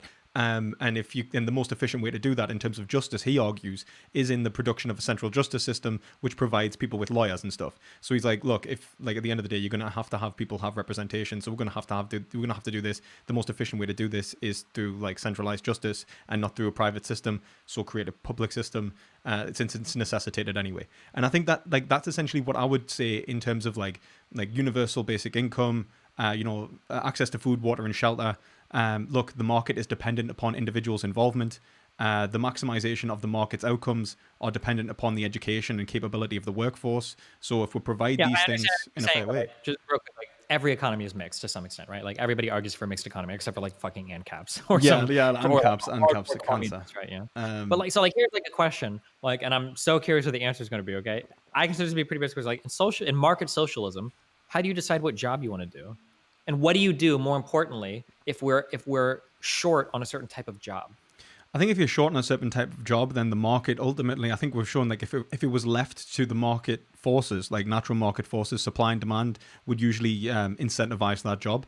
And so I agree with you there, but then are you really moving that far away from capitalism when you're still relying on like wages and higher wages for more Not skilled jobs and all wages, that? though. I think that's the separation, not wages. And I think that's the... Incentivization, not wages. Sorry? How do you incentivize different labor markets without wages? It's more of like you can have people that get more money for the value they produce. So like for the product of the labor would be more valuable, and so like they wouldn't be paid a wage. So there wouldn't be like the extraction of surplus. I was just making that real difference. Like there wouldn't be an employee-employer relationship. You would exist in a co-op. At the end of the day, it would still be more like money for those people. Yeah, then. exactly. Yeah, and I have no problem with that. The value of your labor is worth more. It's probably, maybe it's a shit job and no one wants to work it. So when you're doing it, like you know, let's say you're a bin man, and like bin men are sought after. So like, you get paid more. That's absolutely cool. You deserve it. Well done. I guess at the end of the day, then it feels like you're getting into a very similar arrangement in a capitalist system. Then, oh where yeah, you have like it's like capitalism plus. That's the way I like to think of like market socialism. It's like capitalism if it was done right. Like, wait, hold on 1 second. I gotta mute for 1 second.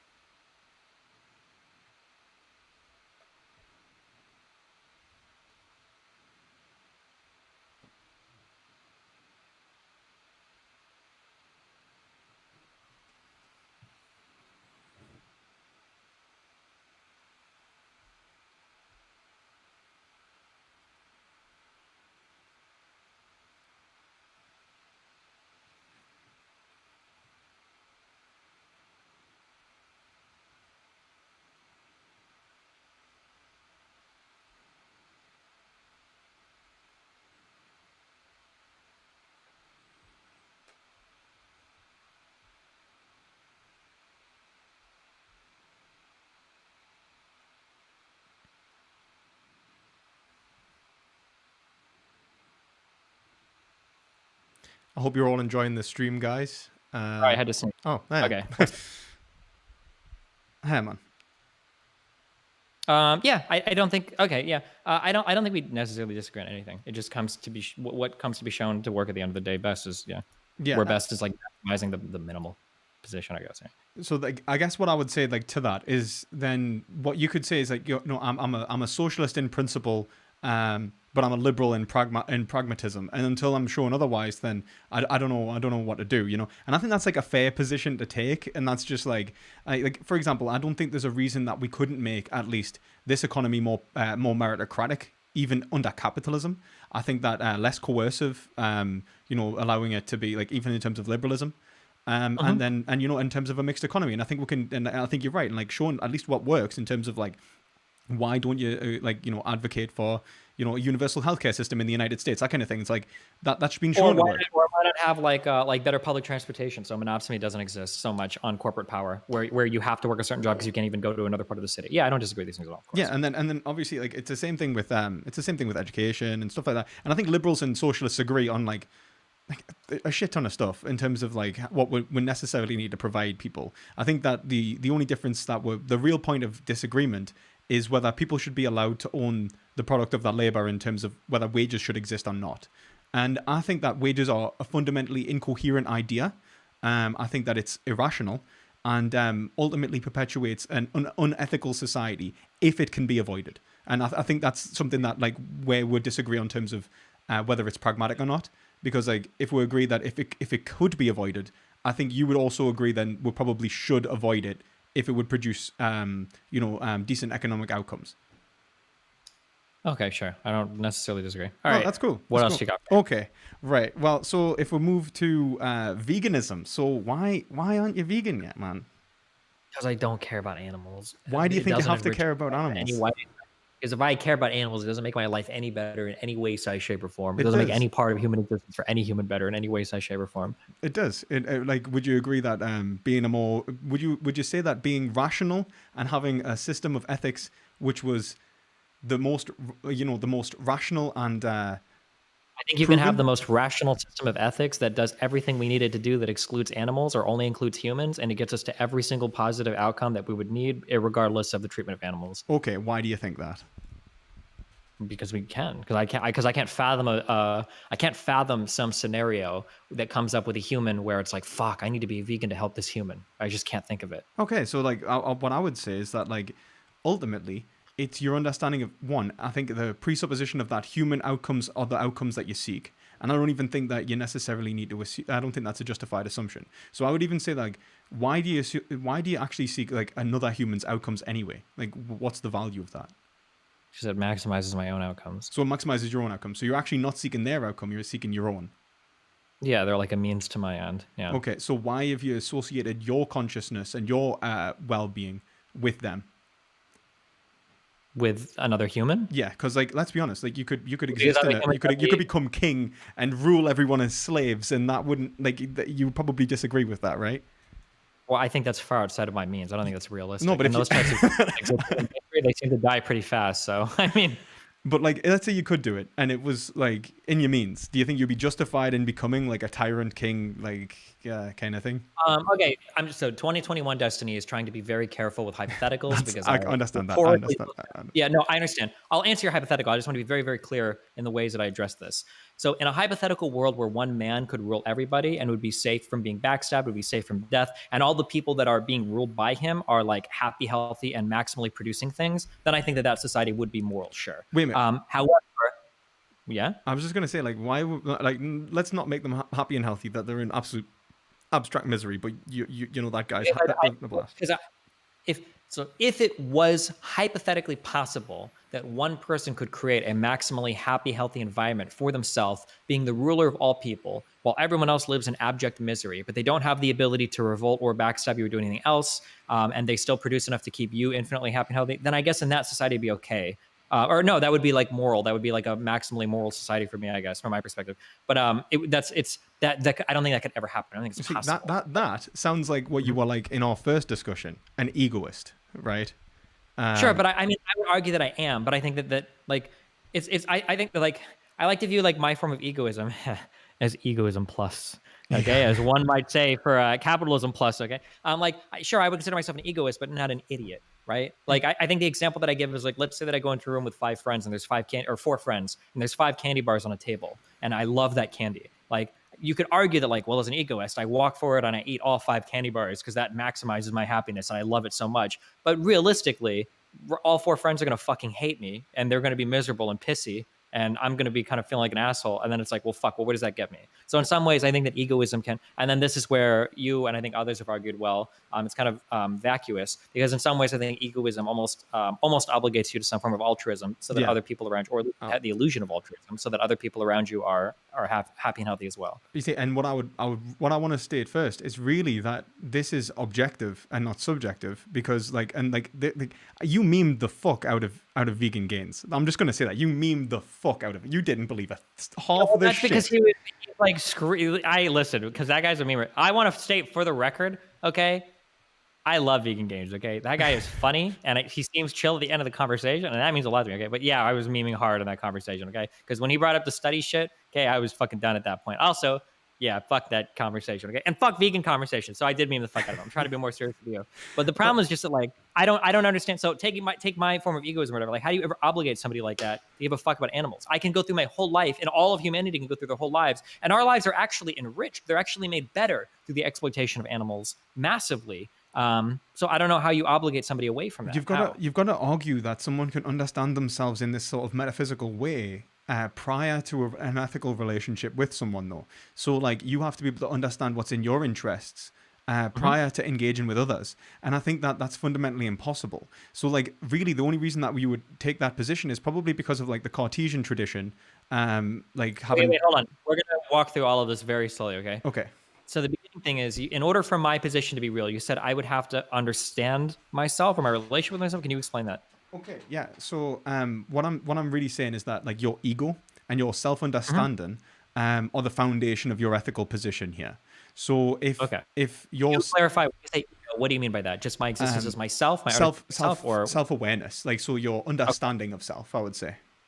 Gotcha. Okay. So my understanding of myself as a distinct individual or whatever that has a set of desires or whatever, right? Like this. I would say that's like fundamentally it's a second order engagement, and I think that it's produced primarily by language, which is why like identity, like animals don't have necessarily like identities and stuff. propositional bullshit. I'm already trying to shove you yesterday, but yeah, go ahead. That's irrelevant. Okay, go for it. Next, pass this. Yeah. So if your self-understanding is reliant upon like language and your engagement with others, then understanding your ego isn't necessarily it's not innate and inherent. So understanding what's in your best interests isn't either. Okay, I don't agree with that at all, but I'll agree with it for the sake of this argument. I still don't see how that obligates you to do anything with animals. So go ahead. Okay, so then you have to enter a relationship with another individual in terms of dialogue, in terms of dialectic, in order to understand yourself. And since language isn't private, if you try to assert a given end, like, you know, I just want chocolate, it's in my best interest, it makes me feel the best, then you're ultimately presupposing an end goal which may not actually accurately describe you.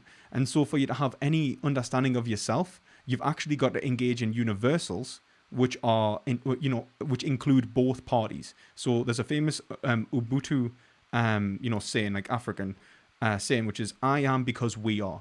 And I would say that your self-understanding is dependent upon a group understanding of self. So, like, you understand yourself as, like, an American. I understand myself as British. I understand me socio-political climate. And these, like, aspects of my identity are actually allowing me to pick apart aspects of my nature. Now, would you agree with that, or would you disagree? I totally disagree. I disagree with the beginning part, that the only way to know yourself is, like, propositionally. We'll probably need to address that before we move anywhere. Yeah, well, maybe we do. Hold on. I'm sorry, because I think I can still buy into all of this, but I still don't understand why I would need to respect or interact with animals to gain this content or understanding of myself either. But so I'm just curious where you're going with this. Go for it. And then it's going to sound weaselly if I try to back out later. Okay, well, let's go back and argue this. But I'm curious, because I still don't see how this obligates you to some to respect of animal life. So basically what I'm saying is that you can't assert a given end. So the end itself is in relation to a universal, which includes all agents under a certain, under a certain bracket. And since we can all agree that what we are trying to maximize is our subjectivity, express our desires and live a good life, then what we try to seek out in the world is the foundation of those desires, like what is valuable and where's its expression, and maximize it. And so in order to, essentially, since ethics is relating to behavior, if I'm trying to create a system which allows me to understand myself and then allow myself to act in the world to maximize the end goal, I'm forced into a universal then on both accounts, which include other agents universally and metaphysically. Now, I would go a step further and say it's not just agents, but it's the metaphysical foundation of that value from which those agents are understanding.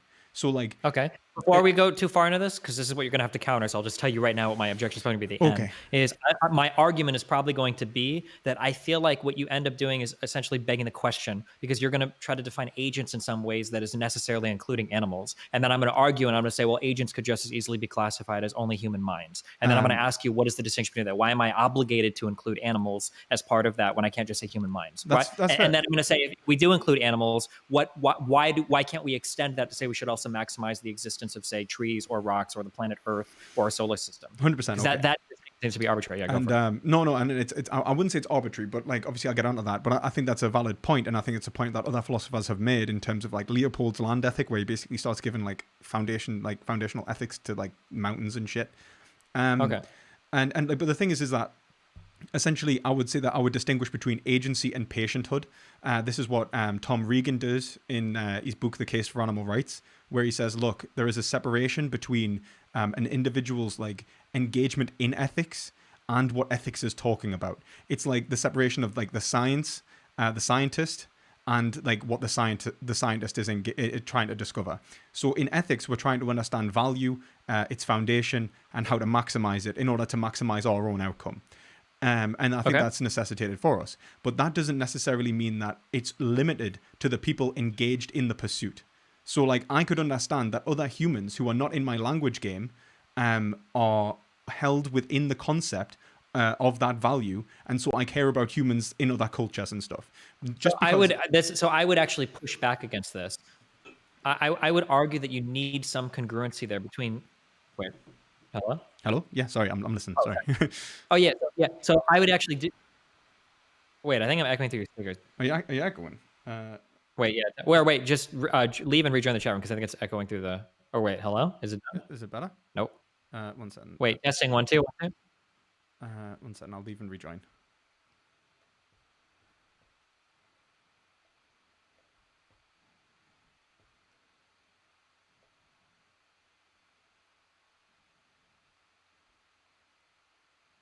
Okay, hello? Hello. Okay. Um, Is that better? Is it happening again? Or fuck it. All right, I'll just ignore. The only thing I'm scared of is I don't want to talk over you if you're trying to talk because I'm hearing my voice in the background. Fuck. Okay, wait. wait a minute. One second. I don't know why this is happening. Is it like? No, it's not that. So one second. It's not that.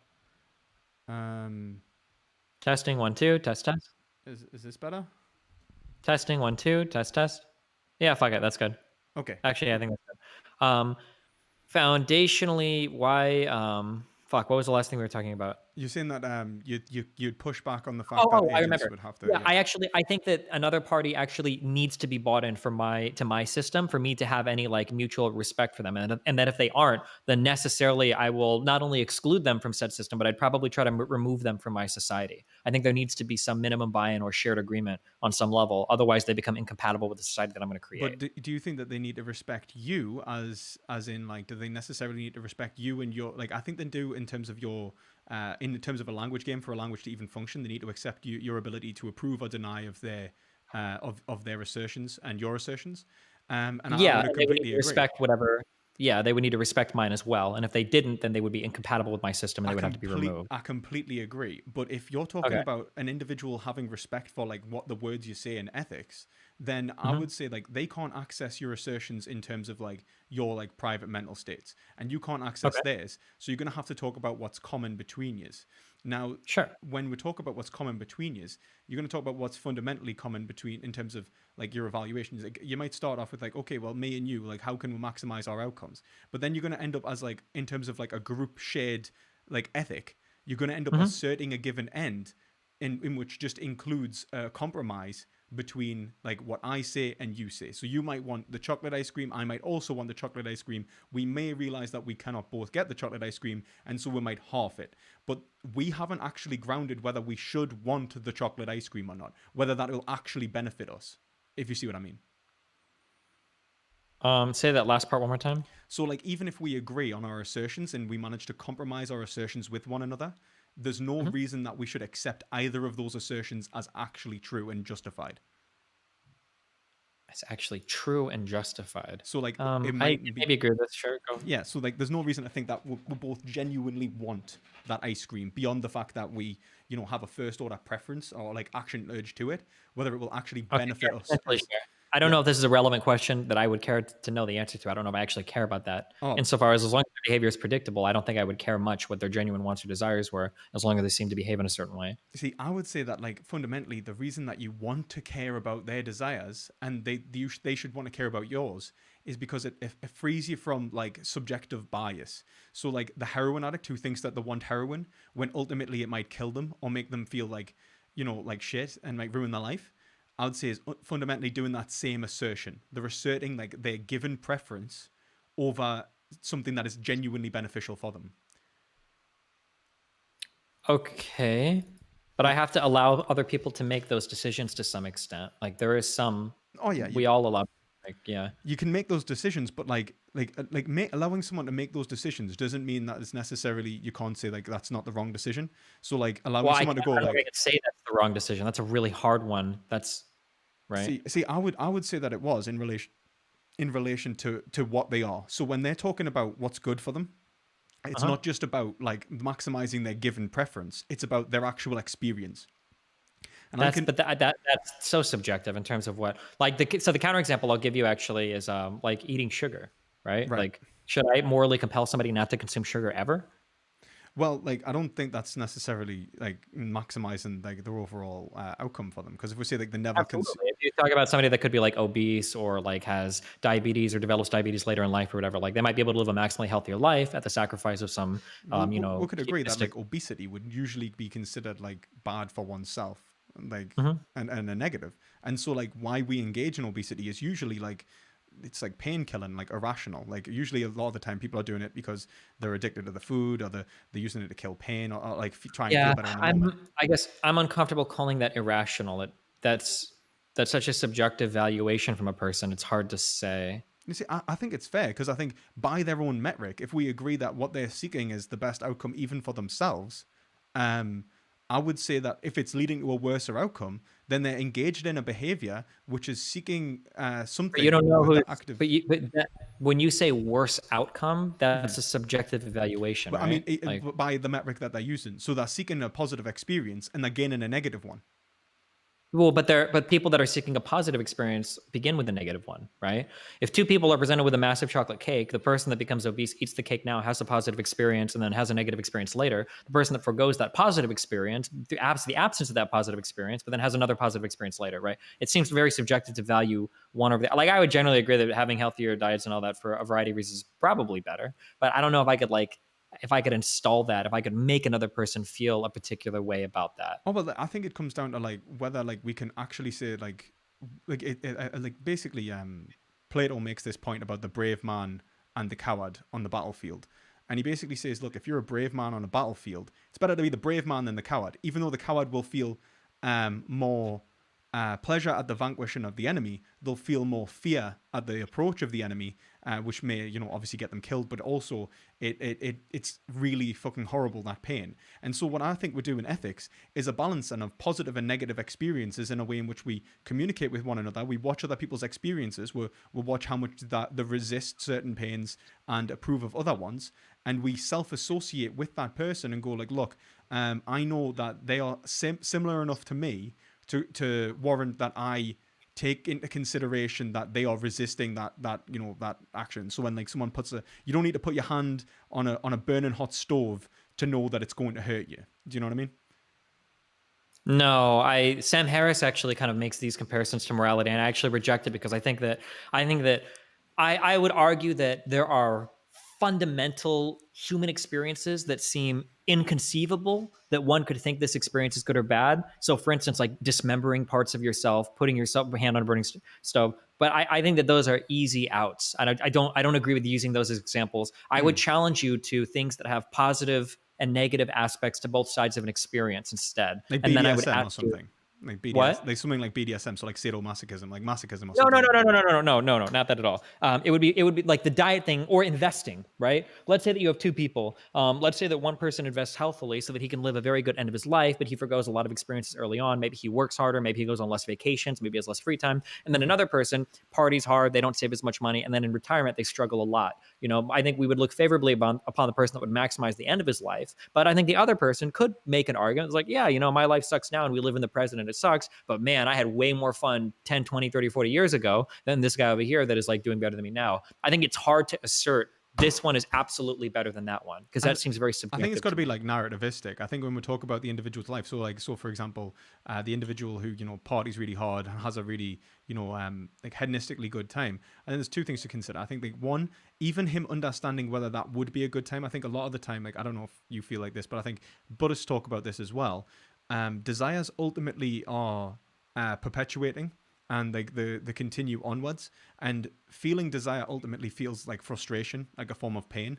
I would say it's an action urging process which you seek to eliminate, and when you can't eliminate it you feel frustrated, like Mr. Meeseeks, and like all I want to do is die, but I just can't die, that kind of thing.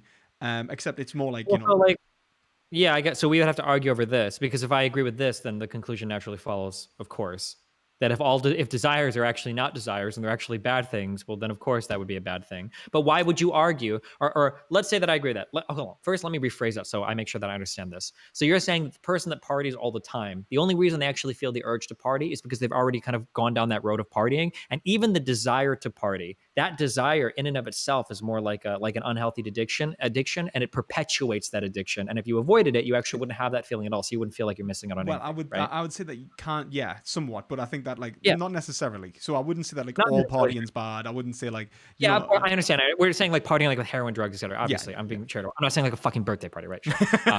We're talking about some party that's having some sacrifice in our life. But then my question to you is, I would flip that around and I would say, oh, okay, well, I think that the desire to live a healthy life in retirement is actually just an unhealthy desire that perpetuates itself into itself, and that actually we should be maximizing the healthiest, youngest years of our lives when we're capable of having the most fun. And that would actually be far more entertaining than trying to live a healthy life in retirement, well, we don't know how long we'll live anyway. Well, I think the ultimate thing of what I've just said from the Buddhist position would usually be the cessation of desire, which is almost like ego death, and I think that's right, which yeah, is the but worst of all worlds, really. But like, I think what I'm trying to say is that like desires can reach a point in which they are frustrating you more than the benefit of them.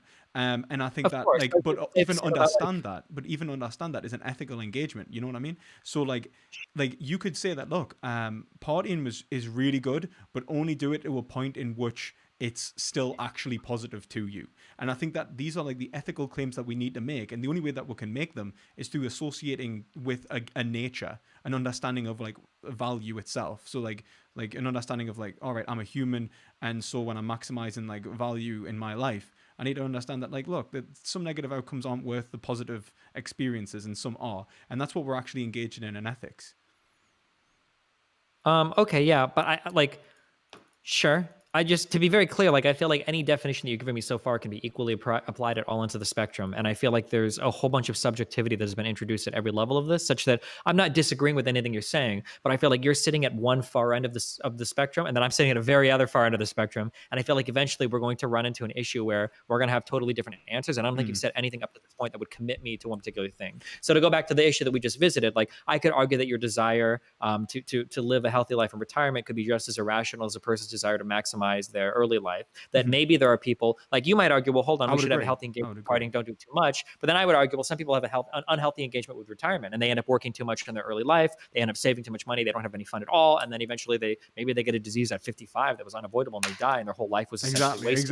Exactly. You know, the person that pays all into your retirement, but then you never make it, you know? Yeah, exactly. Or the flip side, like I had my uncle for his entire, Jesus Christ, this motherfucker, $20, $30, $40, $50,000 in credit card debt. This guy is showing like $15,000 a year in income on the books, and his life is a fucking mess. And he buys a new fucking motorcycle, and I'm like, what the fuck is wrong with you, Rob? You're literally destroying your life. And he's like, fuck it, I don't give a fuck. I'm probably gonna die soon anyway. I don't care. I like my Harley. I like riding my bike. This is all I have in life. And I'm like, okay, like I feel like you could plan better. And then like last year he was killed in a car accident. It's like, well, fuck. Technically he was right. He died with like 40, 50,000 in credit card debt. I mean, like it worked. I mean, I guess he beat the odds.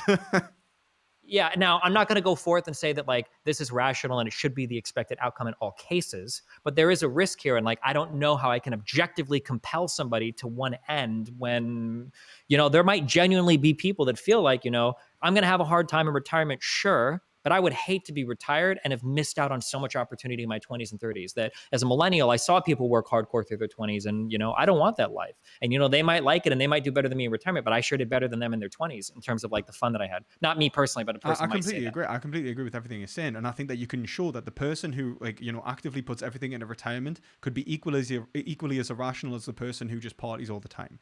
And I think that ultimately the only way to resolve that is if we can show that there is a metaphysical foundation for the claims that we are making, which instantiates like the claim of the value. So you'd have to point to like essentially the source of value and go like, look, humans are like this, or like the reason that, or like sentient beings, I would say, are like this. And so this is why we can make these claims, because we have this metaphysical foundation. Yeah, so this is where we're probably going to disagree, because I hate every part of philosophy that has a meta in front of it. I don't think that you're going to be able to make any objective statements about meta anything, because I think the source of those statements is going to exist outside the realm of what we can know rationally. So if you think that, if you're going to state that metaphysically, or if you're going to state ontologically, there is some purpose of being a human being, I don't know if that would be in the realm of metaphysics, I imagine. Yeah, like that humans have a purpose. Functional concept. Any type of metaphysical concept like that, I would say is unknowable, and I would assume it doesn't exist. Well, why? Because why would it? How would you know I would ask, like, how would you arrive at like I can know the purpose of what a human being is? So like I could say that like in terms of an action urging process within humans, we can see that like and we do this in psychology. Like this is essentially the foundation of things like psychoanalysis, which allow us to like treat people who are overall like experiencing bad lives. We can say like to be what clear, a person desires. Psychology is not philosophy. Psychology just assumes a ton of shit. I don't think if I were to ask 99% of psychologists what they think the metaphysical distinctions of humans are, they would have an answer, right? Yeah, they would be like, are usually like I don't think psychology is a science. So I think it doesn't. I don't think it's a very good one either. I think a lot of the time, anyway. But there are really good psychologists. That's not to say that all psychology is bad. Like I think some of it. But ignore psychology. I want to know metaphysically. How can you know? I think psychology is important because what I'm saying is the foundation of your position is based on basically a psychology. It's based on egoism, right? And what I'm trying to say is that in terms of what actually benefits you, you can't say that it's the ego. Like even the fact that you've kind of assumed what benefits you is what you want anyway is almost a jump. I'm not willing to like make those jumps, as you say, like in terms of like even in terms of like psychology. I don't think that you can just like assume, all right, you're a first person, centered being which can just exist in the world who actively seeks that what is good for them. What I want to say is that what you are is fundamentally produced by a process or caused by something, and if not, then there has to be a necessity for why you exist. Like an irreducible like consciousness, like an irreducible self awareness.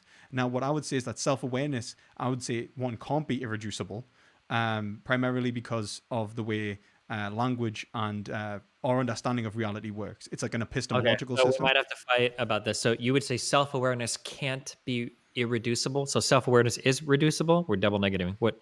Yeah, I would say that self-awareness is a product of language. Is basically what I'm saying. Like not a product of nature. Okay. I don't agree with this, but I don't know if it's going to be necessary for us to agree on this going forward, but we'll try it. And then we might come back to this, but go for it. Yeah. So what I am saying that though is because if self-awareness isn't a product of nature, then like even your individualism is kind of assumed. And I think that like ultimately our understanding of reality is a linguistic game, which is metaphysically like objectifying the world, and we all agree on certain concepts and how to use them in order to essentially understand reality. So like that's where knowledge comes from. And I think self-knowledge and self-awareness is ultimately dependent upon this language. And so when people say like I think therefore I am, someone actually just typed that in chat, I would actually reject that. I think that's begging the question. Why did you just assume psychological continuity? And that was Kant's critique of Descartes. And I think if we agree on that, then ultimately when we would agree that I think that a first person position is useful and beneficial, but in terms of self-understanding, the way in which the goals in which we seek in the action urging process, I would say we're begging the question if we try and assert some sort of egoistical goal, and instead we need to put in its place a rationally founded goal.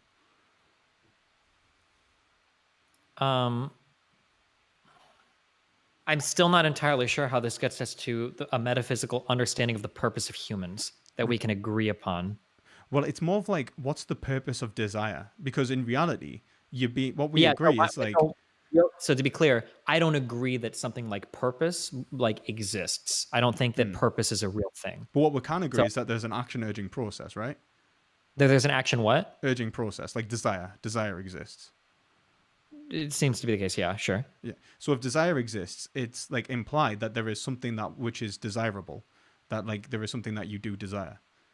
Okay. And also it implies that there is something shared in desires, that they all seek something that partakes in the same like value. So like you don't desire cake, you desire an experience. And that's what you're actually engaged towards, like this experience of value in your life. Okay, I agree that these things. Okay, so maybe we need to be more clear on what we mean when we say purpose. When you say purpose, is your definition of purpose just the satisfaction of desire, or? Yeah, kind of. It's function. So like in terms of McIntyre, like he would say like the telos is essentially implied by the process. I think that's about the best way to put it. Okay. I don't know how any of this is metaphysical. This is all metaphysical, because I think reality to even understand this is to understand that is to make a claim essentially about the way in which we understand what desire is. So it's like a metaphysical claim about like our desires and what they are, and like how it functions.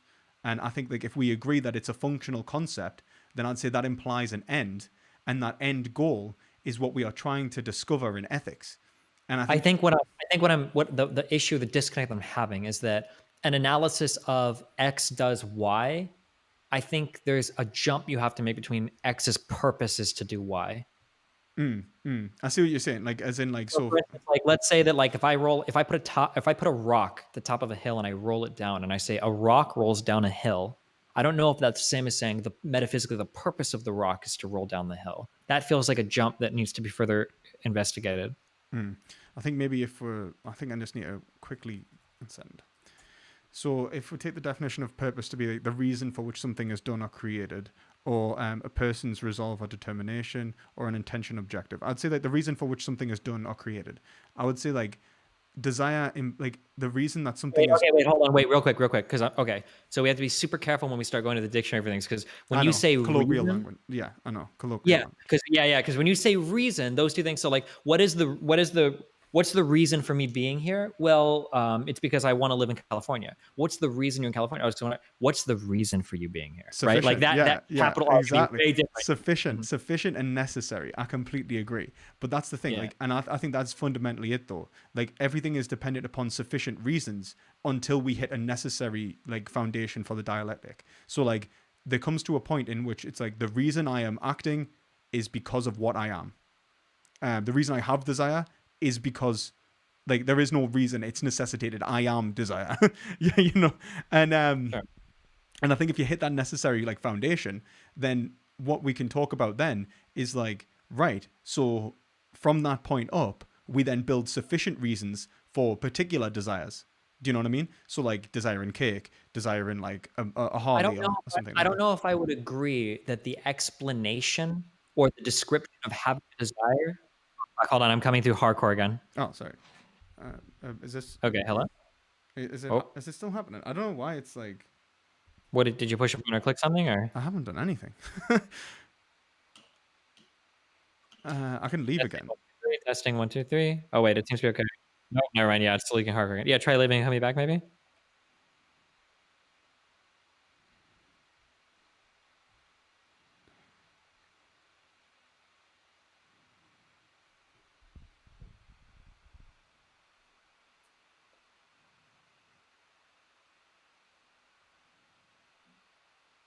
Okay, hello, try it.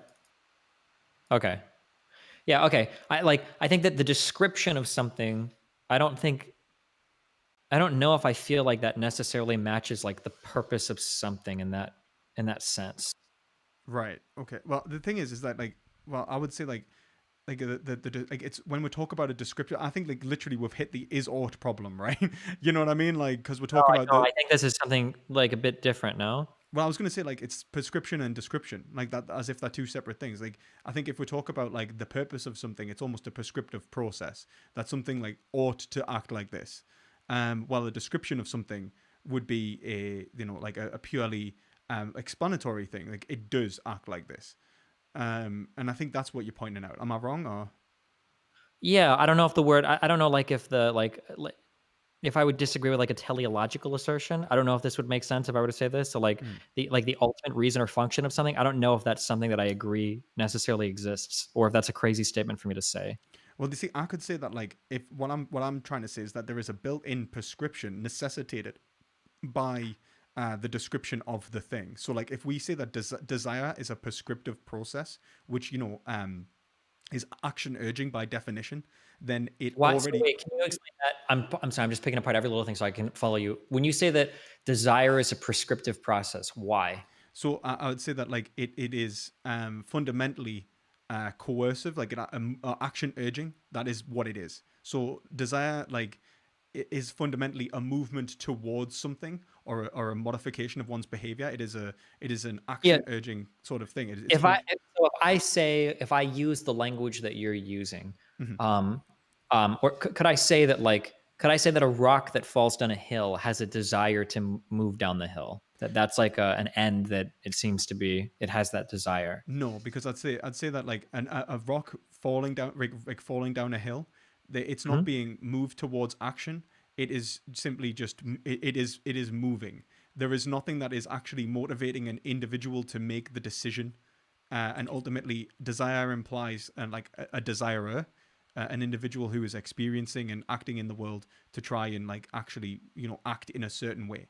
Like it implies that there is a action urging process which is moving you towards one decision or away from another, and it implies other possibilities and the Okay, engagement and in then possibility. gotcha. Okay, so we assume that there's some agent, I guess, it is necessitated by desire, right? Yeah, like a conscious, well, not necessarily. It depends on what you define as agent. Sorry, when I say agent, I mean somebody that's capable of choosing between one thing or another. Yeah, like a chooser. Yeah, like 100%. Yeah. Sure.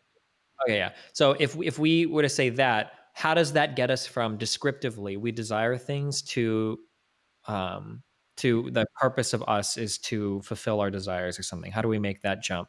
You're operating in accordance to a norm. That doesn't answer my question at all. So If you have a, sorry. sorry. Oh, No, yeah, no, go ahead. for it. Go for it, Marty. Go. No. He's just saying if you have a desire, right, you have a certain type of norm that you want to associate yourself with, which is normative because you can be in or out of accordance with that norm.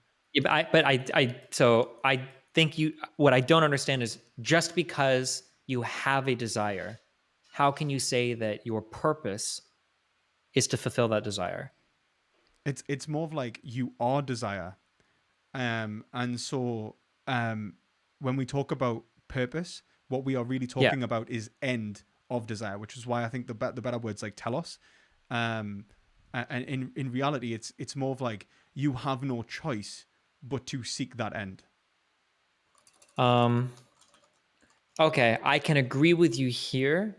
So I would ask for a concession then that purpose, the way that we're using the word purpose and desire here are falling pretty far away from the common understanding of these words.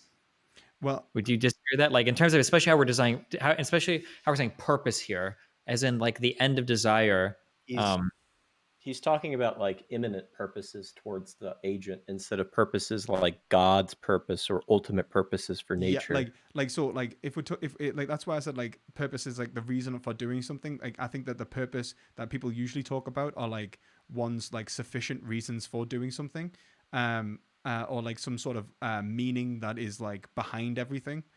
When I would say that this is like necessitated, like as you say, it's like imminent purposes, like the motivation which moves us towards a given end.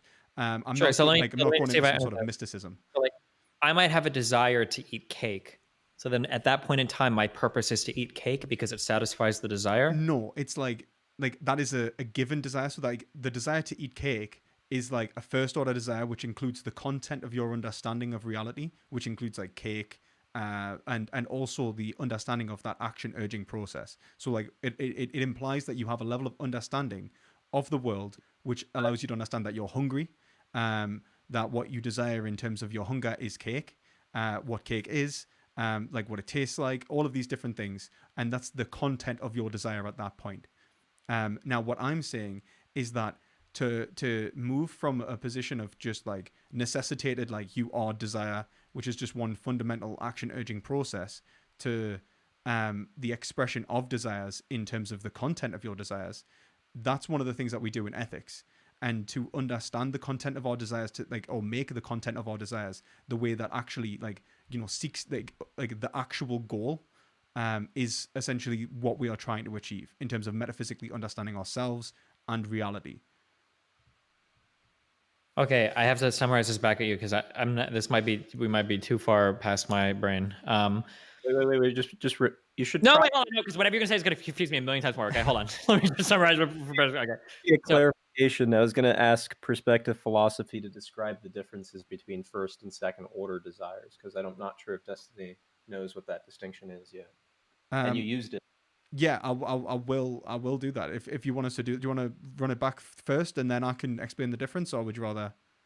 We should do, is my guess is going to be that a first order desire is going to be like something related to like the general desires that you might have, and then a second order desire is going to be like something more specific related to that. So your first order desire might be like survival or something, and then your second order desire might be eating and to fulfill that survival. That's my guess. It's like this. It's like if your first order desire is like the content of your desires, like in terms of preferences. So like the desire for like food, water, and shelter.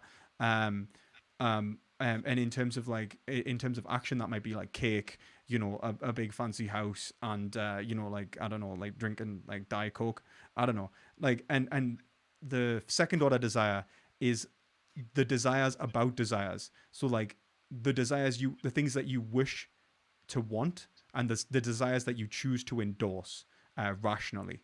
So like it's essentially your understanding of all of your desires, what holds them, what is common between them in terms of like what is desire, and then a desire based about the desires that you do have and which you should like act upon. Okay. So like a first order desire might be like I enjoy having fun, and a second order desire might be like I want to play video games to have fun. Is that Yeah, kind of. It's like, or like, I can choose to have fun. Like a second order desire might be like, like you have the first order desire. I want to drink this water. I'm so thirsty. The second order, another desire, like I don't want to drink the water because it's poisoned. The second order desire is I am understanding why I wanted to drink the water is my survival, and so I don't want. So I will endorse the desire to not drink the water. okay? Gotcha. All right. What's the next part of this? So, like, what I'm basically saying in terms of like this understanding of desires is that ultimately, if we can't assume this ego, that we understand a foundation of like how we ought to behave in the world as being given by our preferences and what will actually achieve like a given end, and in fact, our preferences are dependent upon our decisions. In a second order sense, then we need a rational foundation of understanding what is desirable and try and seek to achieve that. And I would say that that entails engagement towards a universal, which includes essentially all value, which is common. So, like, if we Okay, wait. Can I throw this back at you, and then you can tell me if I understand this? Absolutely. Right. Okay, so you're essentially saying that we have first order desires and we have second order desires, and because the purpose of our existence or whatever, or our purpose is the fulfillment of said desires, then we are obligated to apply some rational level thought to the understanding of our first and second order desires, because whatever we figure out in terms of like the best way of achieving those ends is indeed our purpose. Is that It's like kind you of cannot help but desire that thing which is most desirable, and so implying reason allows us to discover that which is most desirable. It's like you would desire, like if you desired to go like I don't know, like ice skating, then you'd desire buying ice skates so that you could do it. Do you know what I how mean? do you resolve a desire if there's a conflict of first order desires between two people? So I would say then fundamentally you need to appeal to something which is like metaphysically the foundation of desire. So like between individuals, what they hold in common is they are all trying to maximize desire, like seek that which is most desirable, express Yeah, their but what if you just subjectivity. have a conflict between two people where two are in conflict with what they consider most desirable? Well, this is the thing. Like I'd say like it's not just what like they think is most desirable. Like it's not what's like assumed. It's like what is most desirable, as in what will actually be like the instantiation of value within those agents. And like why would I say that they are like that happens? So it's like I would appeal Two, to let's that. say, real quick, two people on an island, okay? Tell me Okay. how they resolve this. First order desires, a raper man and then a victim guy, okay? And raper guy, first order, wants to fucking understands the content of his desires and his desire to pleasure himself. Second order, he wants to rape this guy. Other guy very clearly does not want to be raped. How do you metaphysically figure out like the purpose of both of these people and resolve that conflict between the two when they have such a differing conflict in first order? Okay, so like that first order, I'd say that the content of that first order desires is produced by like assumptions in relation to what will genuinely make them happy. And if we Okay. and if we agree that they those are simply assertions, then they need to appeal to common reason in understanding themselves and understanding each other's positions. So what I would Okay. basically say is that the understanding of self can only be done through a universal, which includes the victim. Now, Okay. knowing that the amount of like knowing that, then the consideration of value includes both the perpetrator and the victim, and so the individual who experiences like the pleasure is then weighed against the individual who experiences the pain, and the consideration of them as subjects. And if it's violating their subjectivity, then The pleasure that he'll get outweighs the pain that the other guy will well, have. I wouldn't do that, because I think that's a stupid utilitarian way of doing it usually, because then we'll have the hard problems of. But my question isn't to you, because what I'm trying to figure out here is because you're making an argument that you or me don't matter, that there's some rational metaphysical definition by which we can actually say the raper or the rapee are wrong. One of these two people, by virtue of what we can rationally understand of metaphysics, is just incorrect about what their purpose ought to be. One of these people is wrong, but I don't know how you can say that a person's Because first order or second Yeah. Because like what I'm saying is that like ultimately what they understand themselves as is like desire or a subject, and if they are actively trying to impede someone's subjectivity, which includes themselves, so like if it's a universal, it includes both of them. So if they're taking like that, you know, that joint view, which now is common to them, then both people are trying to engage in maximizing their subjectivity. And if your subjectivity, if I, you know, decide to rape that person, then ultimately it's a contradictory scenario where I'm actually, in terms of behavior, trying to maximize subjectivity, but also impeding it by impeding someone's autonomy. Do you know what I mean? Yeah, I mean, we can. I'm wholly, completely, and totally unconvinced by that argument. I just don't agree at all. It feels like there's a lot of, maybe I'm just not seeing it enough, but like I don't follow the logic train where the raper doesn't see the satisfaction of his first order desires as being done through here. Like it feels like this guy would have to be like publishing papers in philosophy to understand like, oh my god, I wouldn't like actually say this to a rapist. Like, I mean, like, Jesus Christ, like I wouldn't be engaging. Like if I was on a desert island, well, no, I'm not going to be sure. Maybe my application was bad. I'm just saying that like I'm just not convinced that like we've metaphysically established that one is in the wrong here. That just seems well. I guess it's so even like the words right and wrong. It's like in terms of like having a foundation for that. What I would say is that like it's whether it's rational or irrational to endorse a given desire, and the only metric that they can use to endorse a given desire is whether it will produce a better outcome, like produce that which is more desirable. And my point is that the only way that they could understand which is more desirable is in a common objective domain, because otherwise they're just going to be making assertions, and in which case there's no understanding, there's no knowledge. But they desire that knowledge because it will ultimately maximize even their personal outcome. So you will always desire to know what is most desirable, because it is essentially the knowledge of what is most desirable.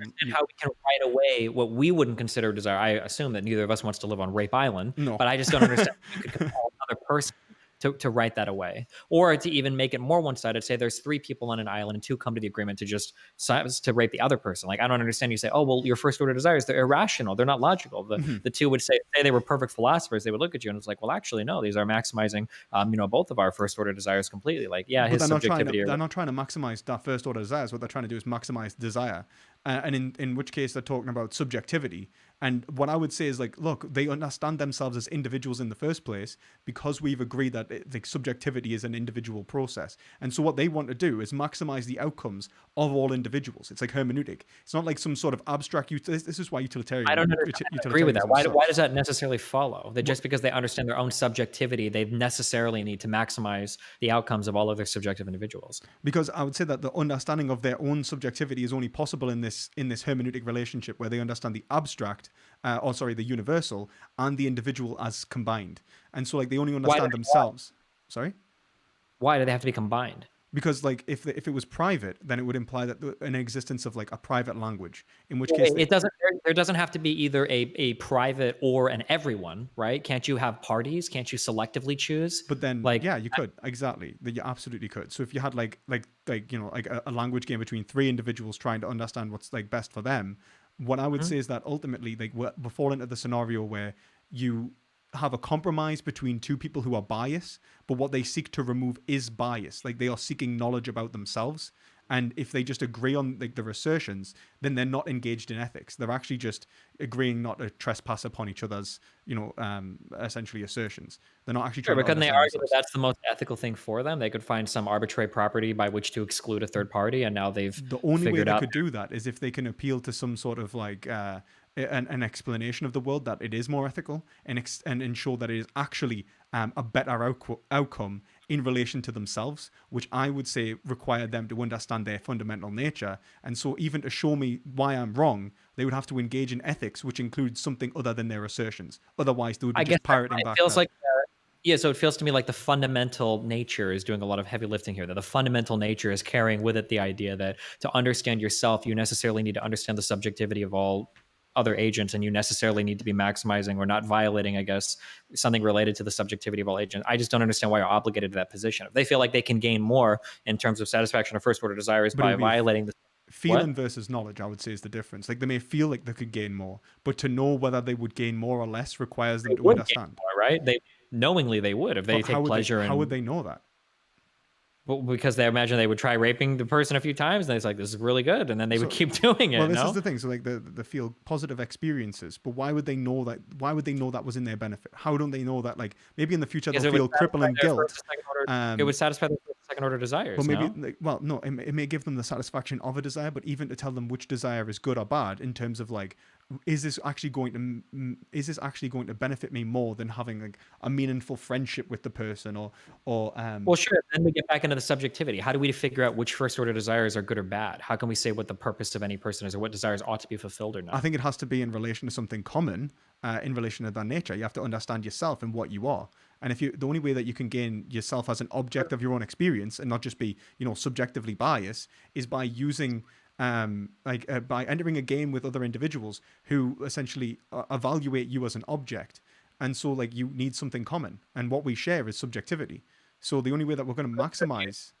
I feel like you could still take that same play where the guy is thinking that, like, well, if this guy had the opportunity to make a deal with this guy, he would do the exact same to me. So I'm rushing to make the deal first so that we can be the two rapers instead of me being the one rapey. The only way you could do that is if you show that, like, look, that like an individual will always and must always act in this way, in which case you're going to have to appeal to a fundamental human nature in terms of like humans will always like betray each other, like Thomas Hobbes or something, and in which case it's just like an appeal to egoism in the first place. Like what you have to show is like what people are, and you have to understand them, like what you are, what I am, what we are trying to achieve, and then you can make an ethical knowledge claim. Not I guess that point. it feels, the feeling I get, and some of this language might just be beyond me, but the feeling that it feels to me that I'm feeling in my feels is that there's a lot of intuitive thought going on here about what the purpose of humans ought to be, and then we're kind of like we are inscribing, or we are there's an in word I'm looking for when you take a pattern and you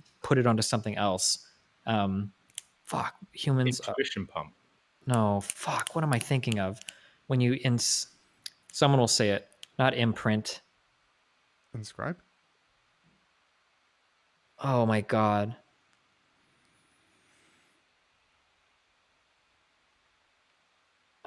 I can't infer into it. No, god damn it. When a human sees a pattern where it doesn't exist, what do we call that? Impose. That's okay, it. Sorry. Yeah. Yeah.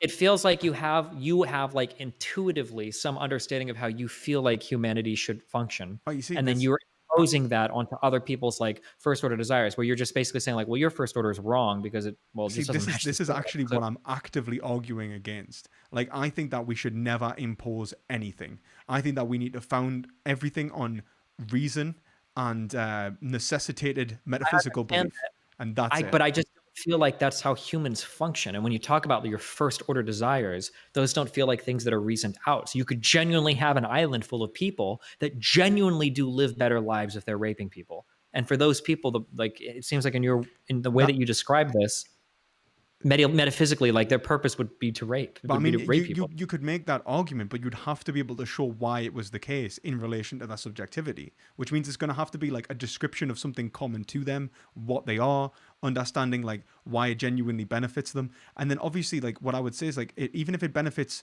like let's say you could say like it expresses an individual's desire to a given agent's desire to a greatest degree. I'd say the only way that we're going to know that is if we don't take an objective view. If we take an objective universal view, then we're just going to have to rely upon a concept which is genuinely universal to everyone that we're trying to investigate. Because if value, how could we take the objective view though?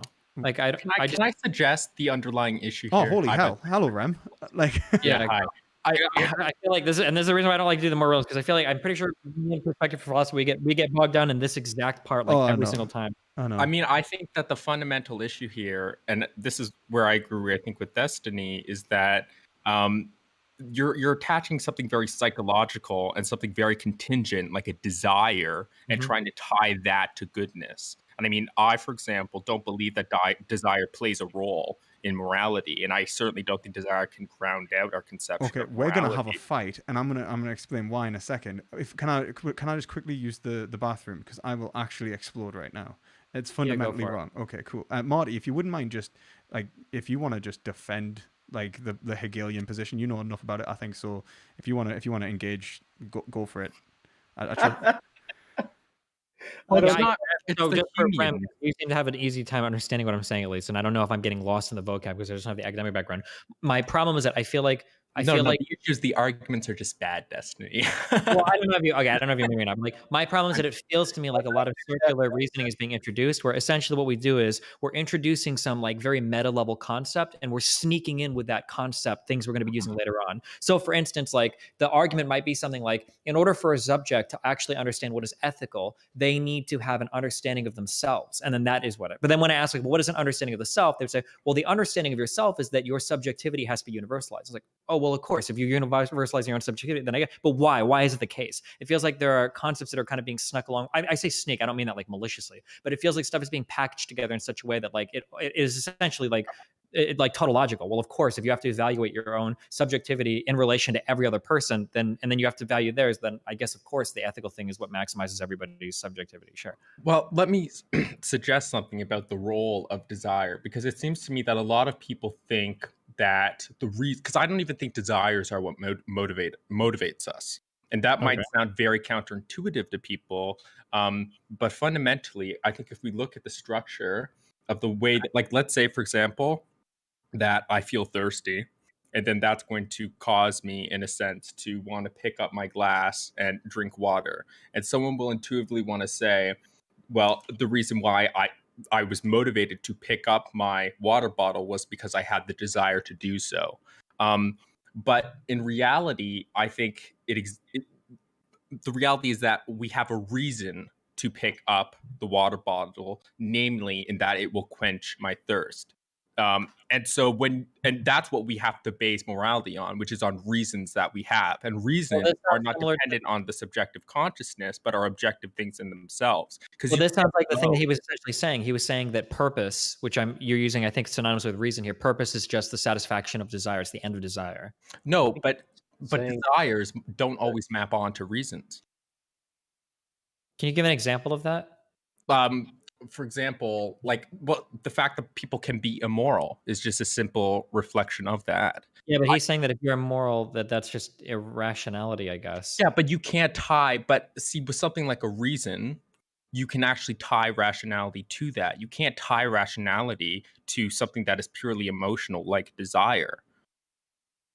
Okay. Right?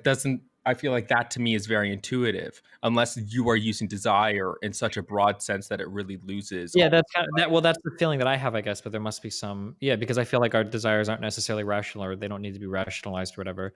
Or that understanding our desires doesn't give us some metaphysical purpose of humans as to satisfy those desires, especially if there's conflicting desires. I guess I just get lost here. I don't understand how any of this. Let me give an example, because like say I am thirsty, I go to pick up my water bottle. Okay, so I do have a desire to pick up the water bottle. I'm not denying that we don't have a desire. I'm saying that what motivates us to pick it up is the reason, namely to quench our thirst, rather than the desire to do so. And I mean, an analogous case could be, for example, like I have a disposition when an object is moving in front of me to follow the moving object, right? But it's not my disposition that causes me. That's not the cause of why I follow it with my eyes. The cause is the actual object itself. So the disposition maps onto the object, which then causes me to look on it. What's this? Is this from any philosopher that you've read? Because this sounds like Michael Thompson to me. I mean, it's really Scanlon and Nagel. I don't know. I haven't read Thompson, but they might have similar argument. I mean, I'm an anti, without getting too high level, I'm an anti-Humean about. Yeah, it seems like perspective might have had a Humean position in this conversation, but I think it might be a little more nuanced than that. Hello. Well, if we're always talking about desires, unless we want to basically, unless we want to essentially abandon, it seems like either readjust your language to map on, because if we look at the way that desire plays, the way that we're motivated to do things. I don't think he's talking about desires in a sort of subjective way. I think he's talking about desires that are like dynamically created.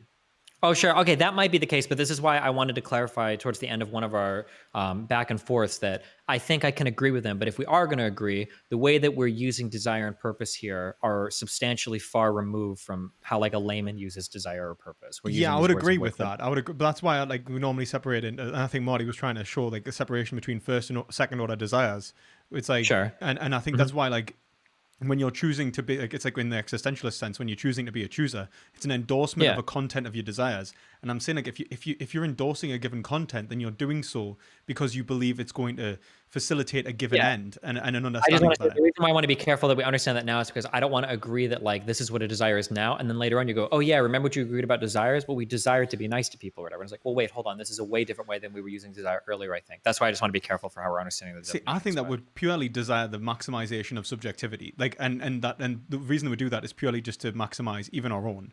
That desire itself is just trying to express itself in the greatest possible I degree. just don't understand metaphysically how that can be a shared universal experience. I don't know how you obligate every person to have the same desire of their own. Well, it's more, like sorry. maximize subjectivity for every person could theoretically look different. I don't know how you pick out what one is good or bad. Well, it's like if generally, like I would say, like since subjectivity exists and like implies like the existence of an independent subject, you know, and that like what we're talking about really is a genus, if you take an Aristotelian term, like a combination of individuals, then what we are talking about really as this shared common property is the maximization of like everyone's own interests, the positive experience for everyone. Now, I don't think that we can talk about this in like in an abstract utilitarian sense, because I don't think that it like, I think a lot of the time it makes like assertions about a given end, and I think ultimately this has to exist between agents in terms of a dialogue. So the whole point of what I'm basically saying here is that fundamentally when we're talking about this subjectivity and even our own subjectivity entailed in it, like in these psychological concepts, all of that is already presupposing an ethical relationship in which we try to understand ourselves, and in trying to understand ourselves we are forced to try and understand reality and the foundation of value. So yeah, it's like what is valuable is then not taken from an egoistic position. The egoistic position can only be built on if that is deemed to be valuable, if you get it. I just don't understand, why does this subjective understanding have to be universalized to everybody? Well, it's more of like sorry. Well, what did you say? Because did you just go utilitarian? No, You're a Hegelian. Oh, because I'm a Hegelian. Oh god, I was going to say like at least it's not an insult. I don't understand how some group of people couldn't have this subjective understanding of themselves that commits them to enslaving like a minority group of people. It's more like epistemics. It's more like epistemics. It's like they would be asserting that was good and right, when in reality it has to be like metaphysically instantiated, free of bias and free from relevant falsehood. And I would say but I'm asking, how do you metaphysically instantiate something when everything is like a subjective thing that might have conflicting desires? I just don't understand that. Is that like, for one thing, the terms I think that you're using perspective, like when you talk about desire, you're not talking about desire in the way that almost everyone understands desire, which is as a purely like psychological state in the mind, because something like that, you mean something far more broader than that, which encompass something like what I would call reasons. And yeah, 100%. I don't differentiate between desire. I don't think that reason and desire should be separated. Well, but when you're talking to someone like Destiny or even right? I mean, I think it's really important. Desires in the cognitive instead of non-cognitive sense. We get it. Yeah. No, but most people don't get that. That's fair. Well, Like, I now don't we think Destiny do. got that. We're talking about propositional desires instead of emotive ones. So otherwise, we wouldn't be taught in a language, right? Yeah, exactly. I don't even know what the hell that means. No, propositional. Like, so like what he's saying is that like it's a desire built in terms of like something that we choose to endorse. It's something that entails like language, in something that is, you know, explaining, metaphysically divesting the world, rather than something that is simply action urging that is occurring within, like let's say like an animal, which is like non-cognitive. I feel like I could be wrong, but I felt like you were saying action urging or desire earlier, like those two were interchangeable. But now it sounds like there's a distinction between the two. Well, like, yeah, because I don't see how your conception of desire makes sense within a theory of motivation. It seems to me that the desires that you are, and this is my issue with humanism, is that it doesn't seem to me that the desires that you're talking about are actually capable of providing the motivation that you're describing has to be necessary for all agents, because by the very nature of a desire in that sense, which is a psychological thing. I can see why you'd think that, but what I would retort with is like the Aristotelian principle that all men desire to know, and so you already have a fundamental desire to uncover that which is most desirable. So Wait, like, hold on. So like that you seems said there, back. when you call that a desire, that fundamental desire, that you're using desire there now more in the traditional sense rather than something like. no, so that would be so when I say like you have a desire to know versus like a second, like, because this is why I usually separate between second and first order desires. Like second order are like cognitive, first order are well, like they are cognitive, but they're not necessarily rationalized upon, you know. But the endorsement Wait, of the second order is necessarily rationalized, or a second order requires like the engagement of an individual to understand the first order, so it requires like cognition and rationalization. when you say, okay, now I'm just trying to figure out what you mean when you say, because rationalization might mean different things than what I'm thinking about. When you say rationalize something, you're saying like, I need to drink water in order to quench my thirst. Would you consider that like rationalization? Yeah. Okay, gotcha. Okay, I understand. Right. So you just need some engagement of the agent, like some engagement with your first order desire, and then acting upon that as some sort of rationalization. So like endorsing the desire, choosing to act on that desire and that particular like Okay, gotcha. Okay, yeah. just understanding. Gotcha. And that's why I usually make that distinction, because like obviously I think that we can say like there are states in an individual agent that are motivating that yet like aren't rational in that sense. Like they're not the good rational in the sense that they're not endorsed by the agent. They may include like concepts which are propositional, as Marty said, but like linguistic concepts which have like conditioned the agent. So like I would say that our subconscious is built like a language in the terms of the Lacanian sense. Like our understanding of reality and has been conditioned by the language and socio-political climate we're in. But in terms of like but just for the sake of things, like we'll just call them like, you know, dumb desires, right? You know, non like reasoned out desires. And so like what continue, Ram, sorry. Well, I think that there's something sneaky going on here, which is that, which is something that Korsgaard does, for example, where we basically posit this notion of a reason that, well, essentially you are never acting like you, for example, probably don't think a moral action is possible, or if it is possible, it's just equivalent to a rational action. Yeah. And that you're not recognizing the actual reasons that exist within you, for example, or whatever you want to say, the higher order desires. So I'm not sure I just understood failing that. to make that logical connection that is necessary to recognize, yeah. oh, of course, we do have a desire. You already desire it. You just don't realize it. Yeah. Right. And to me, that's a very, very You think that's sneaky? very convenient way to just dismiss the motivation factor outright, which is what I think Deci doesn't understand. Because Deci is presenting contingent scenarios where people are not being motivated to that desire or motivated to that reason in the way that I understand it.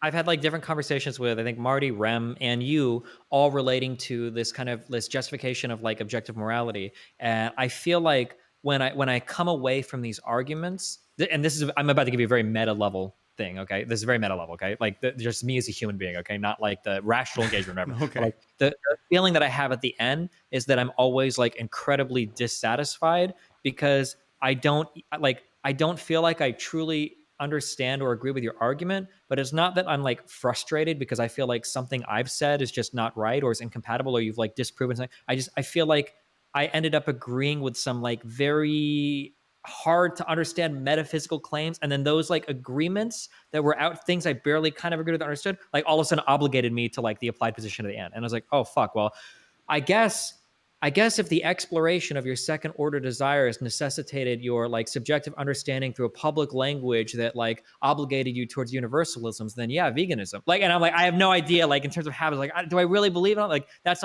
always been my frustration with engaging with any sort of like objective realist systems, that it requires like this unbelievable level of engagement with like so many different concepts that it feels like something is getting snuck in somewhere and I'm not getting things broken down. But that might just me being not academic. And it might be but it's also like I think there's two things at play. I think that a lot of moral realism like requires, I don't know if you agree with this, like Marty and Rem. I feel like it requires like a good deal of reading into the subject, and I think that means that like when I'm trying to explain it as well, I'm trying to fit like a lot of shit in a way that I'm Sure. is like and then try not to use language which is just esoteric and you just like, you know, like literature only kind of bullshit.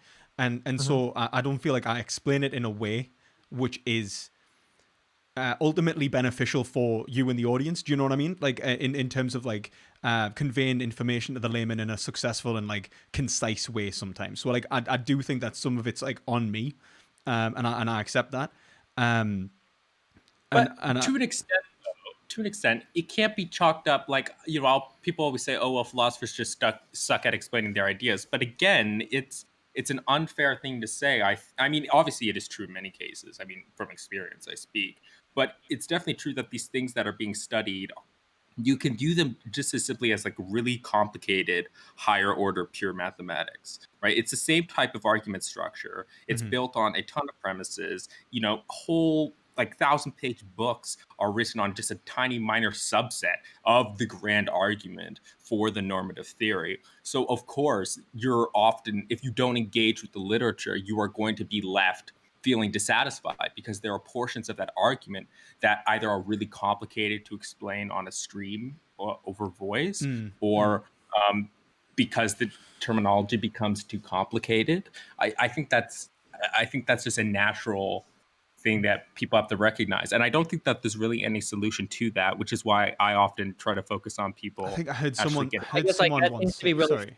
that seems to be really frustrating though when you back up, because like I feel like the majority of like ethical statements can be made somewhat understandable by the layman, but if in order to argue for veganism, if I need to be like a Hegelian, it seems like veganism is pretty fucked at that point. I think it's not like you need to be a Hegelian. Like, don't get me wrong. I'm a Hegelian, so I'm arguing for obviously Hegelian moral realism. But and I think that instantiates a position of why you need to metaphysically care about others. And it's like, don't get me wrong. I think as long as like you can build, so long as you accept that you're engaged towards like a universal in relation to value and expressing like, you know, what is good for everyone. In terms of a you know, in terms of like the actual outcomes is including everyone, you can start there. It's just like obviously your position rejects moral foundations and you're asserting an egoistic position. So I've got to kind of tackle the egoism before I can get to the normative point, which is just like, right, well, this is fucking terrible for everyone. Like, you know, like I guess so, like, so let me fuck, this is so difficult for me to have as a layman. I'm sorry, and this has got to be frustrating to you for some percent as well, so I'm trying to be patient, or I'm trying to be understanding of your frustration as well. My problem is that it feels like what I want to say, here's what it feels like the argument is it feels like what I want to say is, well, I have a subjective foundation and my desires actually disagree with this need for universalism. And then you're essentially telling me, well, hold on, there's actually a bunch of really complicated metaphysical reasons for why your desires are just wrong. And that feels like very unsatisfying for me. That's the feeling that I get, I guess, in this conversation. It's like, it's not like I would even say that your desires are wrong. It's like the content of your desires aren't necessarily doing what you want them to do. Like, it's like, but what does that even mean? So, like, that statement seems absurd. Like, you're so, like, desiring things you don't want to desire. yeah, That's you're why I think desiring so it's like so I don't for know why people in the Hegelian literature are using desire for this word. It's just so divorced. maybe we're wrong, but like what I will say is like, look at it like this. It's like when you're desiring like, you know, cake, it's like, I'm not saying that you're wrong for desiring, like, I'm not saying that you're wrong in the sense that you want to achieve like the satisfaction or anything like that. It's not like that. I'm saying that like if the cake was poisoned or something, let's just assume, right? But you desire the cake. If you had the knowledge that the cake was poisoned, it would allow you to modify your desires.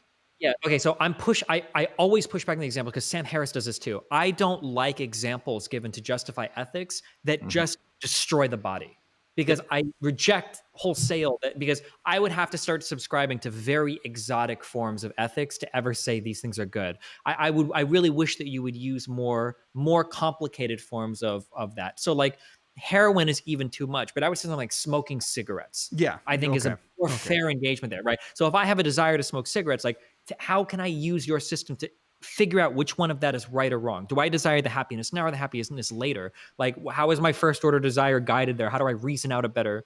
Yeah. Oh yeah, absolutely agree. But then that's what we're doing. I'd say that ethics is actually that like engagement with each other, where we go like we start like putting up propositions in relation to like whether it will lead to a greater overall value in relation to the expression of our our subjectivity. So like, will we actually live better lives by the metric of like, will it overall but now be again, I'm more gonna positive? argue there that you snuck in what I'm asking you is, when you said what we ought to do to live better lives, my question isn't that, because that almost feels like a normative ethics question. My question is, what does better mean? Yeah, I get that, but that's what I'm saying. I'm saying that even understanding the word better is requires a language game, which requires us to like engage with each other.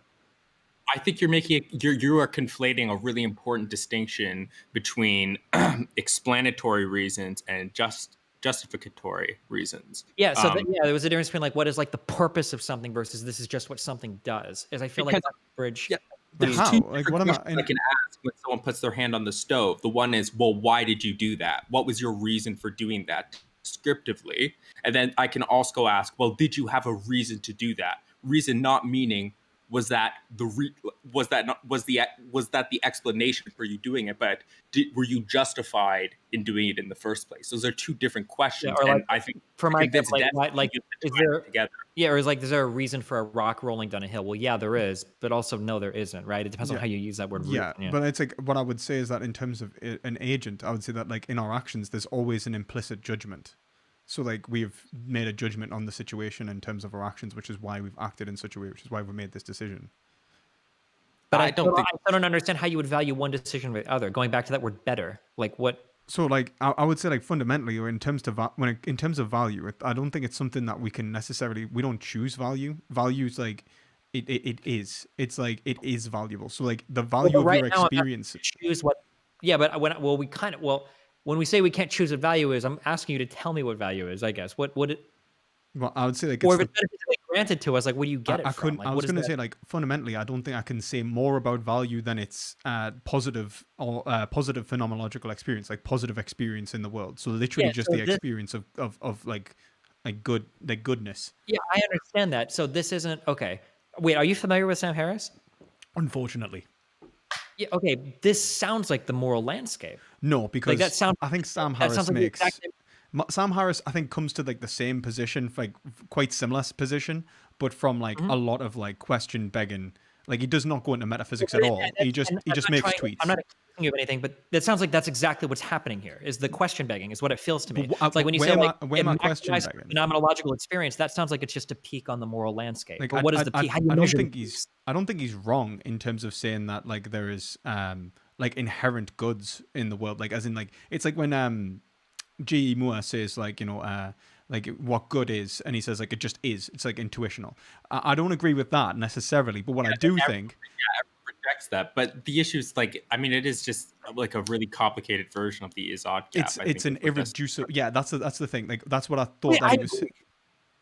When you say irreducible, I agree. Yeah. But if it is irreducible to an ought, it seems like that commits you to anti-realism. No, because it's like, look, it's like if good is irreducible in terms of like experiential value, then if we're talking about ethics, it's not like this is why Hegel distinguishes between morality and ethics in the first place, because it's not like. I don't even know this distinction. So. Oh yeah, don't worry. I'm not gonna go into it really. Okay, He's only read lectures on history. He hasn't read phenomenology yet. He'll get there. The philosophy of right is the boy, and if you want to read something that's like way easier to understand, and someone who actually expresses it in a way that's understandable, unlike me. David Rose's Reader's Guide to the Philosophy of Right will give you Hegel in like. Right on that.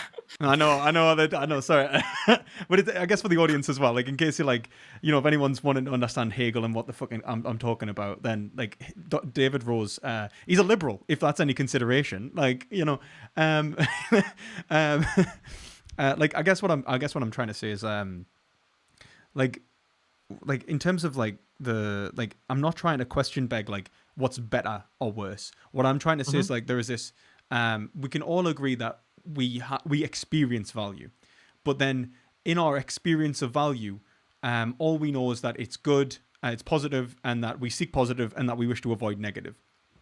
In terms of ethics, I'm just saying that like this particular thing is that if I agreed with your perspective here, I would be full on board I might actually be a Kantian at that point. If this idea of what was better or worse is universally agreed upon, then I do feel from rational arguments from there we could start to make like this is just by reason alone. These are purely true moral statements that ought to be utilized for society. Of course, obviously, like it's all these moral statements would almost be endowed to us by reason. It would be like the logical. We could deductively rationalize every single moral statement. But my problem is at that very foundation, what is better or what is worse? That's like it's unsatisfying to just assume that. I guess what I would want to say is like in terms of I wouldn't assume better or worse because I think they imply a decision making process which is like good or bad and instead of worse, that's the thing because good and bad like is literally just positive and negative. It's like it's an experience, right? And I think that positive or negative. How do we choose which is positive or negative? I don't think that's a choice. I think that is fundamentally it's like but it is a choice. How is it a choice? Like in terms of like in terms of smoking cigarettes, how do we choose if that's positive? I think that's like further down the line, like in terms of like then I'd say like that's better or worse. That's like we're talking about thick moral concepts then, and not just experiences. Do you know what I mean? So like like an experience of like good and bad is literally just like you could say that there is good in smoking in the sense that it brings you pleasure, and that's experienced as positive. And there's bad in like cancer, which is experienced as a negative in pain. Now that would be like foundational in terms of smoking. You should have related that to also first and second order because that's the example that your guy made in that Hegel book, by the way. Was it really? Oh fuck shit. Yeah, he was basically saying like first order desires are like certain types of desires for cigarettes if you're a smoker, and then second order desires are like not wanting to smoke it because you universalize the notion of smoking, right? Yes. You're no longer thinking about the particular smoke cigarette, but what smoking does in the universal sense, like how it relates to your health and cancer and things like that. Yeah, and overall, and so the universal expression of value. Yeah, exactly. Because like what I'm saying is that like when you desire, you're desiring value, right?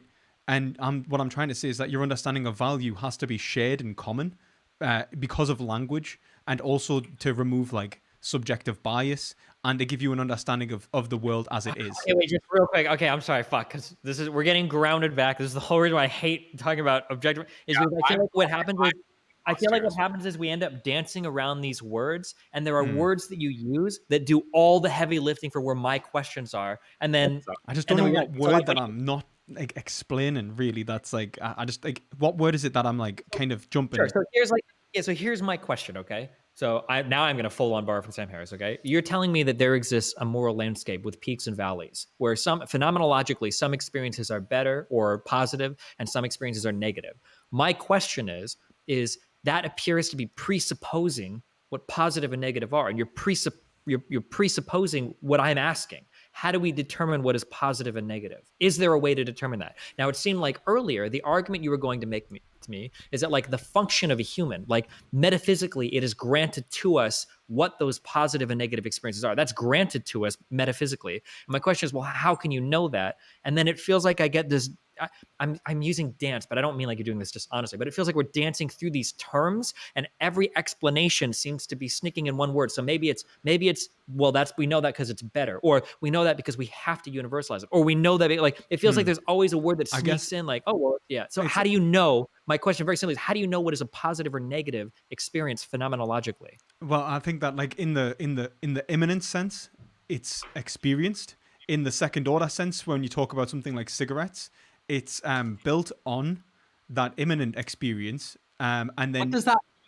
So like so essentially like you understand that eating cake is like linked to the pleasure of eating, like like that it's pleasurable, and that you've built influence. Saying that phenomenon are reason giving, Rem. Yeah, but oh, okay. But again, they're not indexed to the subject. Any answer? I mean, it. Why are they not indexed to the subject? Or is every subject obligated to know that they're not indexed to the subject and they must universalize? Again, like that sneaks in like, oh, well, then we just have to maximize everyone else. But I would say that language is built on universals and not particulars. So like that's something that you can talk about. Like if you want to say like when we talk about knowledge and we talk about all of this sort of stuff, I don't believe in the existence of particulars, and I'll make an argument for that. I don't think you can come to knowledge of a particular because that would. Wait, what do you mean by that? Why not? When you say particulars and universals, you mean this in like in the sense that I would understand a universal and a particular. So like a particular chair is a particular, and then there's a universal form of a chair, or is this something different? Yeah, exactly. Except I can think you can have individual. So like if like this is like if in like higher level, are you going to say individual, and that's just what I think particular means, or they say kind of like this is like where basically people like in the literature debate Aristotle, whether Aristotle believes in the existence of particulars or not, or whether they're just universals at an individual level. So I'm curious. So how can you? I just want to hear the quick spiel of this. How can you not believe in like particulars or individuals, but only universals? Okay, so what I would say is that every object contains within it like a characteristic, in terms of being an individual, which links it to all the other all the other objects of that. What's the word I'm looking for? Universal or particular thing, or like what? Like name that thing. So like if it's a chair, there's something within it that it partakes in the univocal characteristics of chairness, right? Now I'm not going platonic. That linkage. This might be an unfair question. Where does that linkage exist at? I would say that it exists in conceptual use, in terms of like between individuals where we agree that what we are expressing is a certain characteristics. Like chairs have functions like to sit on. Can I ask if all perceiving minds disappear, do particulars then appear in the universe and universals disappear? Or how does that work? I'm an idealist, so if all minds disappear, yeah. If all minds disappear, the universe goes with it. I'm also an idealist, mind you, but of a very different bent. Wait, so then you believe that like objective reality only exists insofar as it's being perceived by something else? I would say that, yeah, like, well, what we consider objective reality is perception anyway. Like, and I think that I think Berkeley makes a pretty convincing argument of why we don't talk about something that even when we're talking about our experiences. I'm not justifying Berkeley, Marty. Don't hurt us. I'm just surprised. It's a phenomenalist reading of Hegel. I've never heard that. Well, I would say it's not, because I would say that language implies an outside experience, like as in like a common experience, and like Hegel does argue that there is material existing between agents, but he does think that fundamentally mind and material are, I think I would almost say hylomorphic in terms of being the fundamental nature of reality. Like you cannot have reality without mind, and reality also wouldn't exist without material. Can I ask, in this sense? Wait, just curious. Then, do you also not believe in qualia? No. Oh shit! Is it all propositional? Is it all? Yeah, I think you said if you have to know things through language, then necessarily it's all propositional. Then, in terms of how we. It depends. Like I would say, like there is like knowledge is all propositional. I don't believe in intuition giving knowledge. I would say that all knowledge is based on language. Okay, I want to ask you this question. Okay, Marty. Okay, fucked up. Okay, he failed Mary on this. Okay, so we're gonna go for Mary's perspective. What proposition do you give to somebody, or my just very basic question for this? What proposition can you give to anybody to make them aware of any experience ever? Can you give me like even one example of that? Because my understanding is that, or my feeling is that like qualia is incommunicable. Like you cannot. There's no proposition for qualia that it necessarily is experiential. Well, you mean like how do I describe the redness of an object? Yeah, or any qualia. How do you describe literally any qualia? I would say that we point to it and agree, and I would say that the fact that we can agree is a communication. You're implying that by pointing to it, the other person is experiencing it.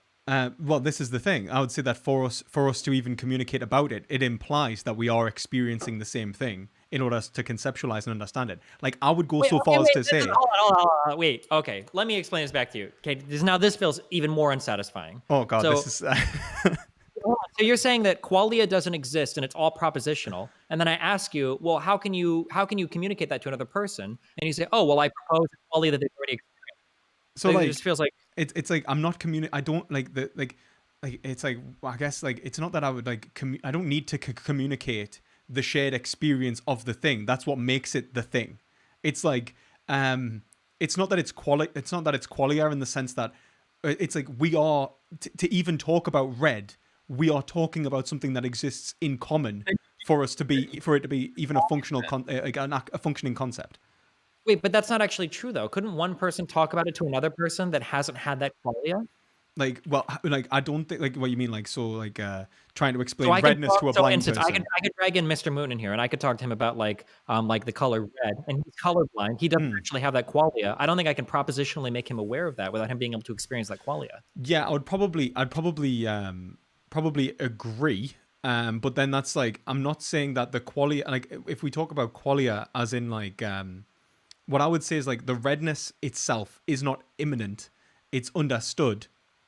And but like it's like it's like talking about like a car or something, right? It's like I can describe what a car is, but ultimately to give someone the experience of a car and to like actually get them to understand it in terms of a metaphysical sense, I've got to show them the car. It's the same thing with like red. I don't. So I don't like car because car to me feels more like a universal that I can explain. That's fundamentally different than an experience. Like I don't think a car is something you can Yeah, experience. but I think ultimately it all boils down to an explanation of experience. And I would say that like when we are talking about experience, these language like red is a universal applied to that experience. Do you think that somebody that has their okay, now I have to figure out what you mean by language. Do you think that somebody's that a mute from birth, they can never speak, can this person have experiences? What, someone who never like is pre-linguistic or something, like a baby? Yeah, they can't speak. Yeah, of course. Like, I'd say that they can have the imminent experience. Like, they can have an experience of like they all they have is experience. They don't have knowledge though. How can they have if they can have experience? But they can't have some experiences. So like it's like so for example, it's like when we talk about the experience of red, if we mean the experience of like the color red, it's like and this is almost a semantic jump. So you'll see what I mean. When I talk about redness, I mean a concept that is shared between individuals. When I talk about my experience of red, it's imminent, and I guess would I call this qualia? I guess I would. Oh yeah, because if you're the way that you're about to explain imminent experience to me just sounds like qualia. It's similar. It's very similar. I guess the difference is that I think that it's accessible between agents. That we when we are communicating, redness actually includes that like subset of like experience in which that individual goes like, look, these are the contingent parameters of my experience, that it is like that is red and that is not. And then so when we are actually making judgments, we are taking into consideration what people are pointing at, and they're capable of like modifying and constructing the concept. So redness includes not just my experience of redness, it includes your experience of redness, like somebody else's experience of redness. But I don't understand how that's possible, because like you are basically suggesting that depending on who I'm with and what they think, my experience of the color red is going to change. No, so, like, it's more like red. kind of, but more like the language game from which you are speaking in. Like there are defined parameters from the language itself, and I think that's just a phenomenal, like a necessary contingent, like a necessary understanding of how we metaphysically understand the world is fundamentally tied to language and our ability to communicate certain parameters of our experience. Like determine. I don't. It's like, are we arguing that somebody like Helen Keller like was essentially like a non-existing thing or whatever, or had no understanding of anything because their ability to express or understand proposition was so delayed in life that up to that point, that just doesn't. I guess they had no understanding. No, I would certainly say that they're existing, that they're having an experience, but like there are some experiences I'd say that they wouldn't be able to access. Like what? So like this is like, even with animals, like I don't think animals can feel like existential fear in relation to like the death or something like that. Like they can't like feel like, oh, I'm middle aged now, like death is approaching me. Like higher order experiences in terms of like phenomena. So these are granted to us propositionally, that we have to be able to talk to each other to have a fear of death? Yeah. Like not a fear of death, like as in like a fear of like just like as in like a fear of being hurt or a fear of just like, not waking up or something like that. I would say it's more of like an understanding of what death is, an understanding of like authenticity. All of these things are like propositional, like higher order psychology, which is why like you don't typically see like like various like animals with the same sort of psychological disorders as you see humans, because it's like that psychology is more complex.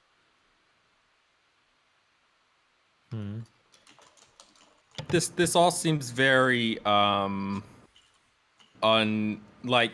seems to be so divorced from the way that we actually experience the world. How? I don't see how any sort of relationship with other subjects is going to like, just imagine a completely red room and you enter it. I don't feel like my previous past experience Oh, with we have other agents is going to 100%. influence. Actually have psychological studies. I'll have to pull them up. No, Of no, no, no, people no, no. talking I'm about not how. talking about the mental states that are generated, but specifically of the redness itself. The redness itself Oh no, is like not altering people in its describe character. having a different experience to colors, for example. So there's a language. I can't remember what language it is. Marty, I'm pretty sure I was talking to you about this as well. In the video of this, you're talking about the African tribe that has like 50 different colors for the word for, or they've got 50 descriptions of green, but they don't Yeah, have a like word for yeah, the color blue. They yeah. can't Like differentiate it. that's the thing, like, and it's exactly the same with like chromatic colors. Like when we talk about like chromatic colors and all of these like separations of colors, what we're actually doing is building like a conceptual like framework and applying that to our experience of colors, which is we're allowing going us to modify our back- experience and changes our experience to some degree. It doesn't give us the experience, but it They changes pushed it. back yesterday, though, in saying that there are certain types of pre-linguistic creatures. I mean, just animals that can still differentiate colors Oh and yeah, yeah. don't have knowledge but have understanding, a type of non-linguistic understanding of colors, right? Well, yeah, but we Yeah, could it's say that. encapsulated in the Yeah, way but I then we could say that they suggested. have like a pre, like we could even say that they have like a pre-programmed almost conceptual framework, which I think is absolutely fine, and I think even necessary for language, because they would have to like for humans to have even developed language, there had to be some level of conceptualization, which would have allowed for communication of those concepts. That's absolutely fine. It's whether we can hold those concepts. The point is that if we're getting to pre-linguistic arguments, right, we're foregoing the idea of the private language argument, which you offered earlier, that's going to be on the basis of intersubjective. Oh no, no. You see, this is. I think it actually totally abides, because if you say that that's inductive, presupposed, Just and sorry, finish so the audience, they get it right. So okay. the idea that perspective philosophy pulled out earlier is that language is fundamentally public, and the way that we understand colors is linguistic, so it's fundamentally public. But if there are certain types of animals that don't engage in language, right, the way that they would get to these colors aren't through language or through this public exchange. So the Wittgensteinian argument wouldn't work, right? It would be some sort of other explanation which you'd have to give of how they understand colors. You see, like this is the thing. Like what I would say is like there is no reason why we couldn't have animals intuitively conceptualizing the world based on like that like a given mental process. But whether those concepts would be held constant by anything is the separation between a functional language and simply the conceptualization process. And I think that's what Wittgenstein's saying. It's not saying that like animals couldn't conceptualize. He's not even saying that humans couldn't conceptualize, but to hold those conceptualizations to a standard in which we can produce knowledge claims and have build up a metaphysical world in which we can create things like toasters and like understand the planets and understand something like stars and so on, rather than just the purely experiential data. Then what he's saying is that we need a conceptual framework that exists between agents, which is being held to a certain standard, but that's separate from your interpretation. And I think that's the point that he's making. And I think that's also the point in which Alistair McIntyre makes, where it's like what he says is Well, there's a difference between concepts and.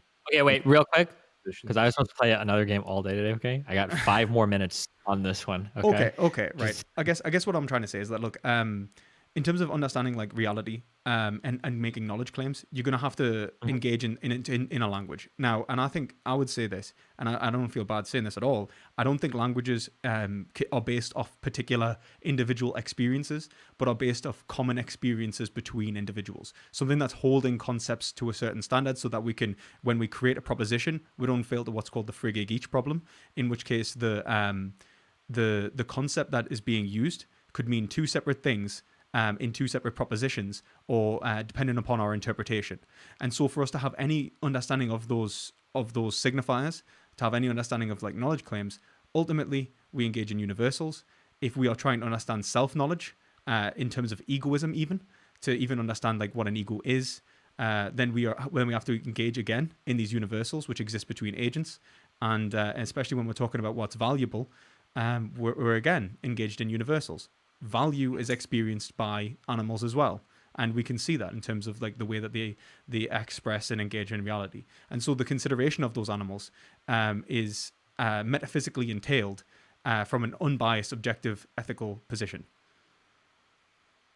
Gotcha. Yeah, man. Fuck Hegelians, am I right, chat?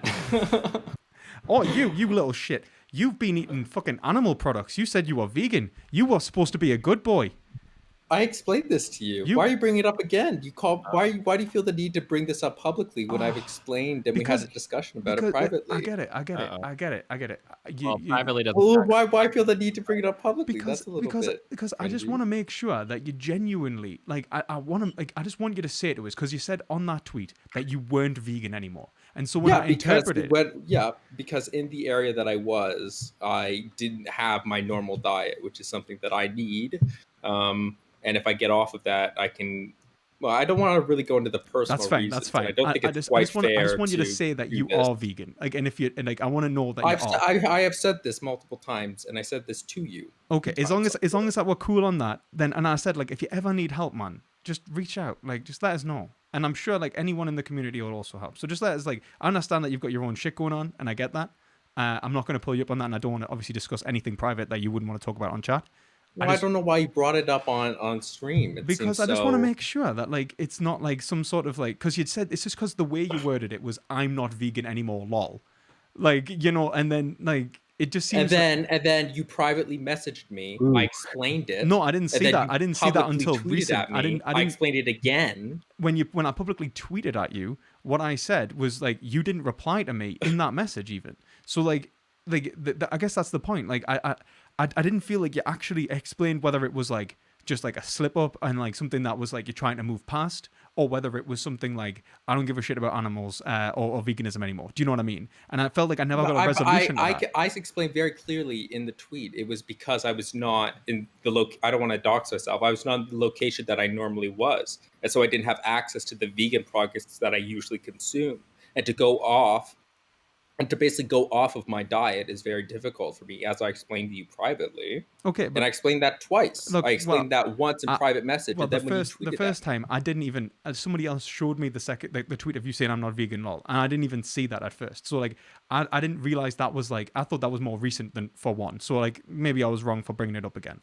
But two, I don't know, man. Like I think I guess I'm taking it from the position where I'm pretty sure like I've got autism. I mean, shit. After listening to us talk about Hegel, you could probably infer that.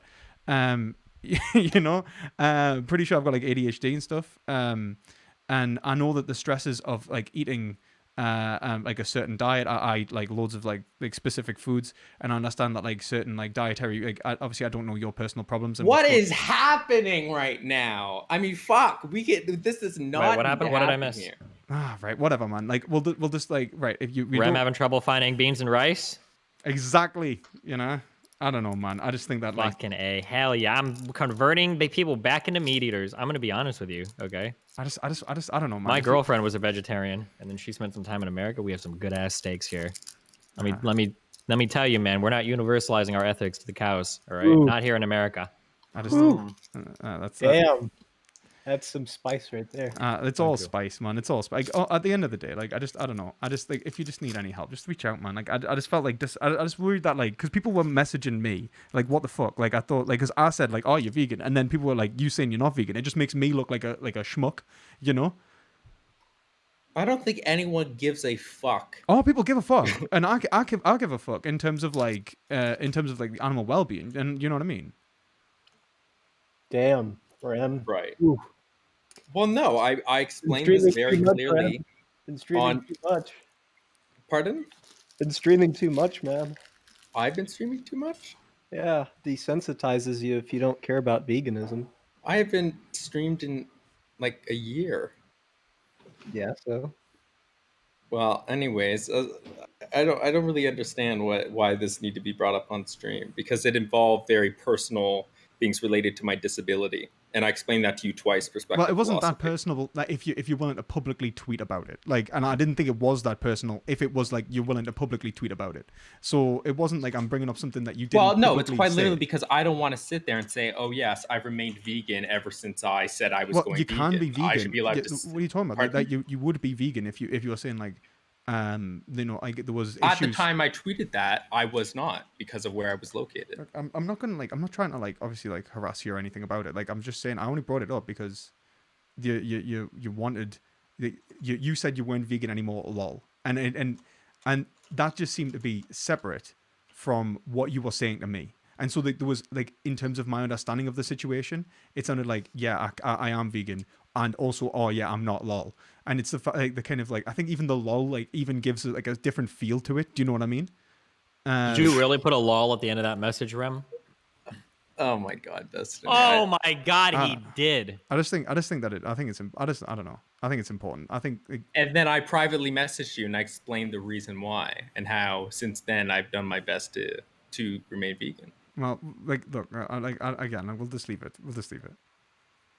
I think the problem is that the lol, when you add that, propositionally conveys the experience of extreme displeasure. Right. On their perspective. And so hold on. What you would do is that you would then private message the person and ask, well, what does this mean? To which I then responded and explained it to you so that you didn't have the false impression. I just said that I didn't see that tweet until when I tweeted you personally. You responded to the tweet. That was the first time. No. For one, I responded to the you eating the product. I didn't see the I'm not vegan anymore, lol. I was messaged that 2 days ago. So when I saw that, that's when I tweeted you whoa, what the fuck? Okay. Well, good job, guys. Right. Thanks anyway for the discussion. I genuinely appreciate it. And Wait, perspective. We need to continue this at your stream. I want to continue that last conversation. All right. Good luck, guys. All right. Thanks anyway, guys. And thanks again for hosting. Great. Okay. Bye. Be careful. Bye. Bye.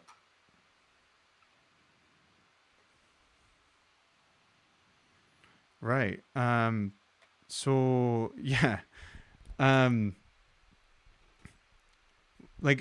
reason I brought up the whole Rem thing was just because the whole I'm not vegan anymore, lol. I think that it's don't get me wrong. I understand that people can have their own stuff in life. I even said that in the tweet. He just never got back to us again. And I just when he's openly, he's it opens up a bad precedent when someone who says that it's wrong to harm animals then mockingly brings up veganism in terms of going, look, I don't care. I'm not vegan anymore, lol. Who cares? Does it make a difference? And it's not about a personal take about his personal freedom and stuff. It's about the freedom of those animals and the harm that could perpetuate. And so if I don't bring that up in a public domain and I don't go, well, wait a minute, do you think it's appropriate to talk about an ethical movement in such a way that you would dismiss it at a whim and make fun of it after actively condoning it and saying that it's morally justified? If I don't pull that up, then what am I doing? What am I doing as an advocate for the movement? So it's look, if someone says racism's bad, but then actively engages in, let's say, pro-racist behavior, and then jokingly says that they're not anti-racist anymore, I would 100% say that someone should pull them up for that behavior. And that's all I was trying to do with Rem.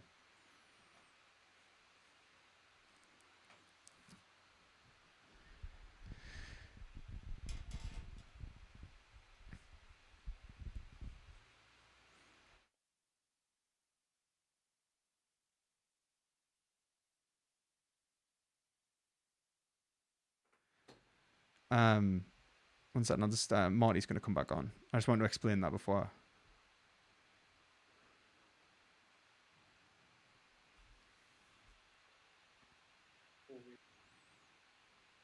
Hi guys.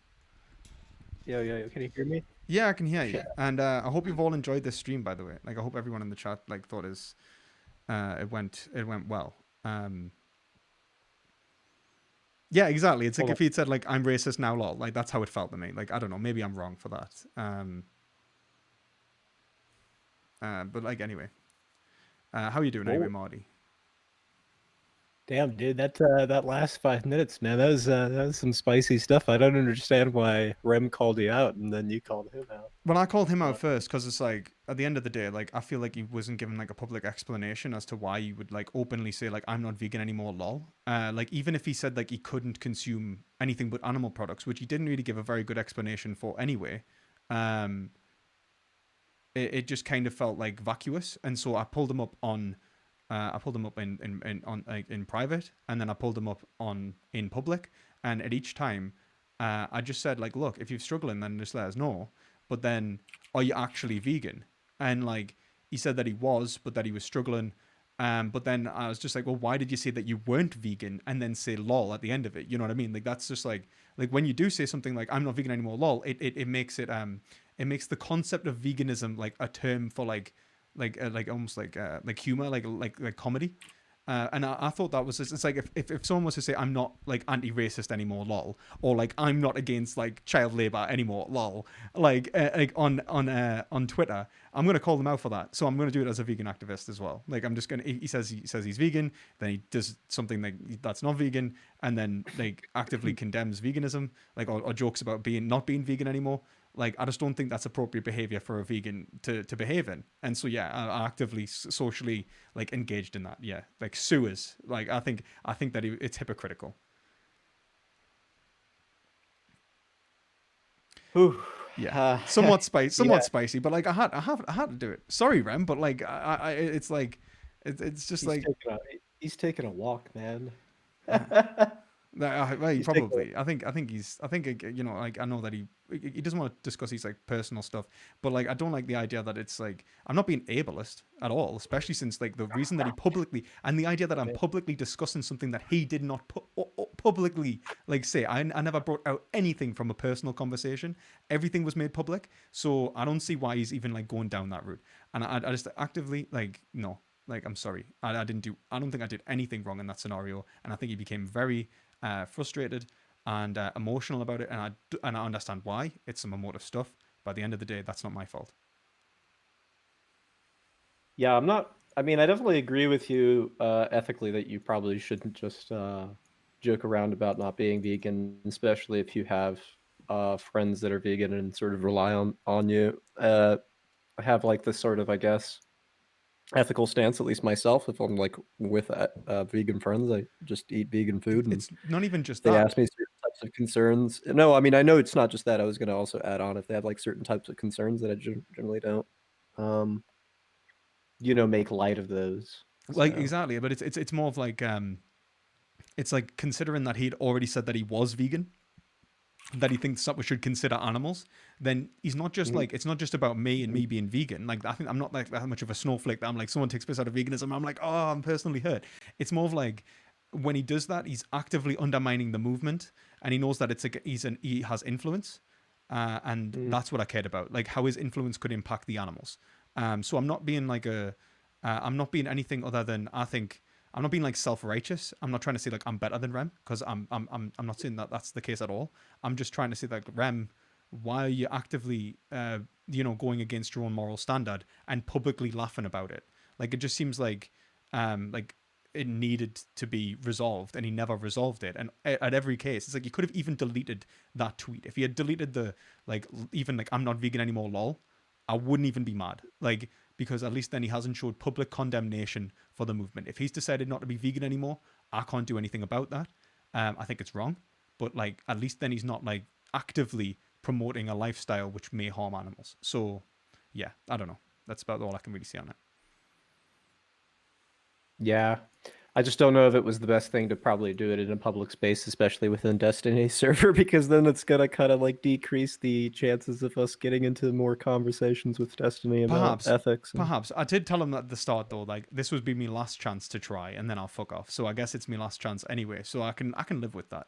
And I think it just at the end. No, I think he did a fairly good job. I just I don't know. It's just like the type of discourse that's going on here is going to not be sort of privy to dissection very easily to people who are not familiar with the type of vocabulary. That's what I was trying to clarify, some of the terms that you did. Although I was a little bit shocked that you compared Hegel to Berkeley. That's neither here or there. No, I wouldn't say that he's anything like Berkeley in terms of like his actual idealism. I was just trying to say that I think Berkeley made some spicy takes on against like empiricism. Really is what I was trying to say. Like, and I think that he was an empiricist, by the way. So, well, he was an empiricist. He was an empiricist, which led him to idealism. Like, he said that like you couldn't. Sorry, against materialism rather. Like, he argued that empiricism led to idealism, not in terms of like a certain like understanding of like a material reality. And I was just saying, like, essentially, like, if we take the full on like materialist position, I think that he's probably right. Yeah. Yeah. So I mean, I kind of wanted to talk a little bit about that. So you don't have a phenomenalist reading of Hegel then, right? You're basically saying that. Okay, yeah. What did you mean about experiences being identical? I mean, like, what do you mean by experiences being the world then, I guess? Do you not think that experiences are indexed to a subject? I'd say that like they are, but I would say like our understanding of the world is tied into everyone's experience, and I think fundamentally when we talk about like the foundations of reality, we're referring to like the immanent experiences of agents in relation to the material, and not the material itself. Hold on, I gotta fix something real quick. My podcast, because I still have an old description. Just give me 1 second.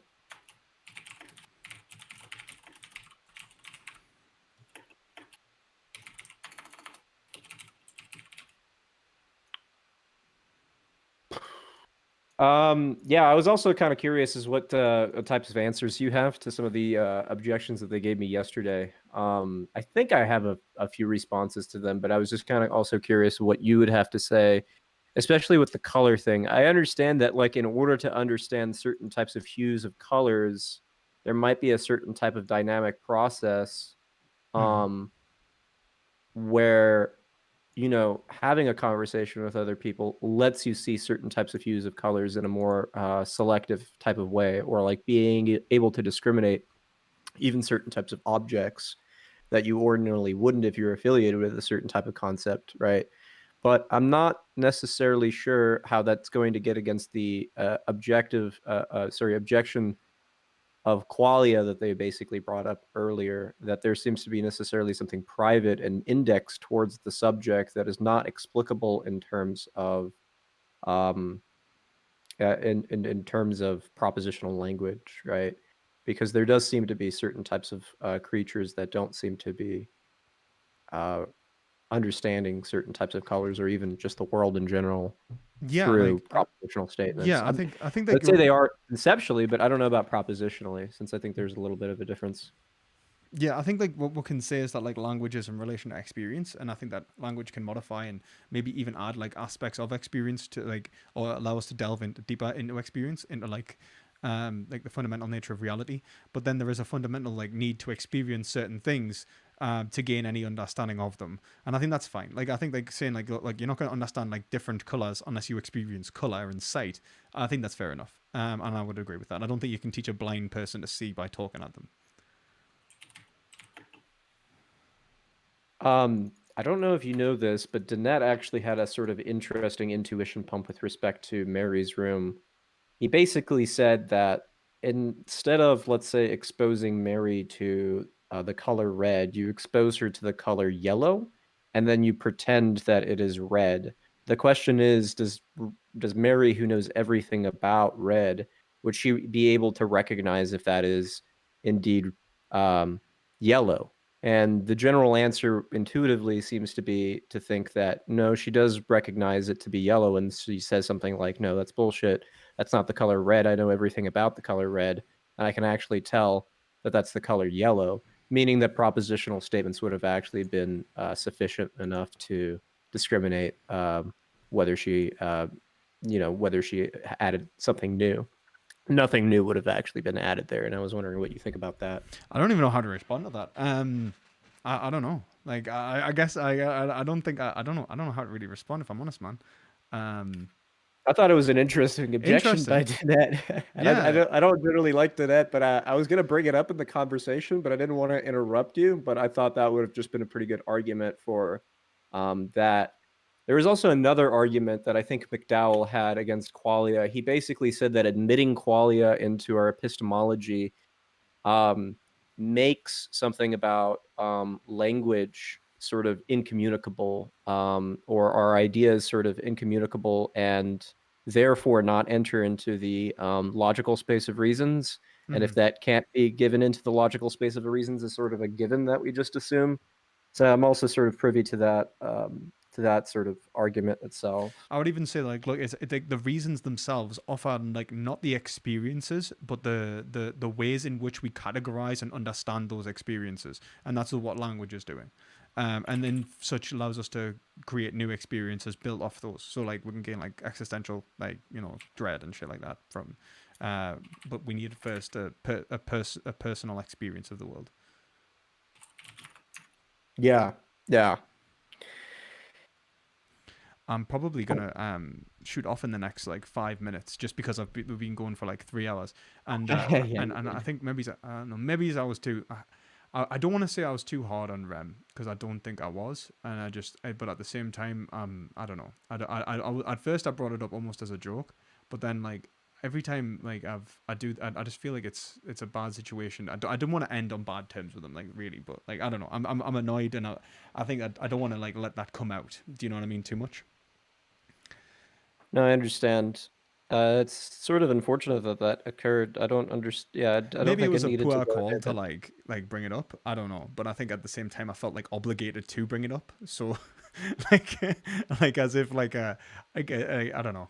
I don't know. But like again, like, and in terms of the debate, what did you think of? How did you think it went? Did you think it was good, or?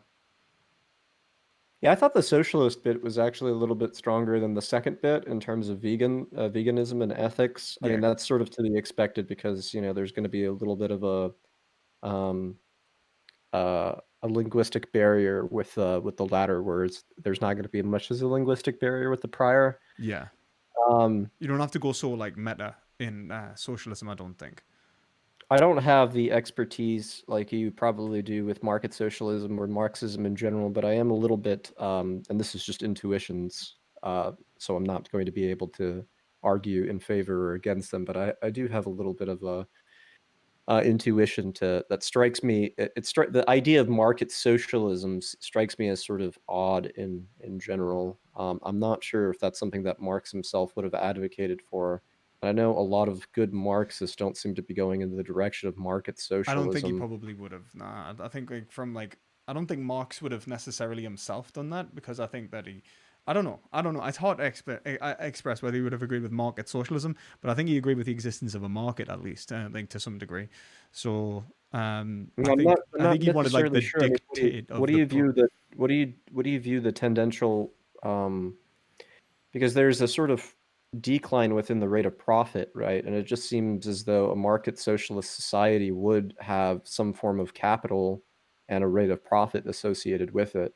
So what Marx basically concluded is that the more mechanized society is, that is to say, the more automation that we have that produces certain types of commodities and widgets, the sort of the value of these, the price value of these commodities sort of decreases, right? And there's actually good graphs out there from Marxist economics that show that there's actually a really good correlation between market price and labor and the amount of labor that it goes into. Mhm. So generally, right, what happens in any sort of market is that you have more automation, right? Generally, the corporations are going to decrease the price, the exchange price for any of these commodities. Why? Because there's going to be another type of company that's going to get equal automation and sort of productive capacities, and they're going to lower it, and then you're going to basically be out of the market, right?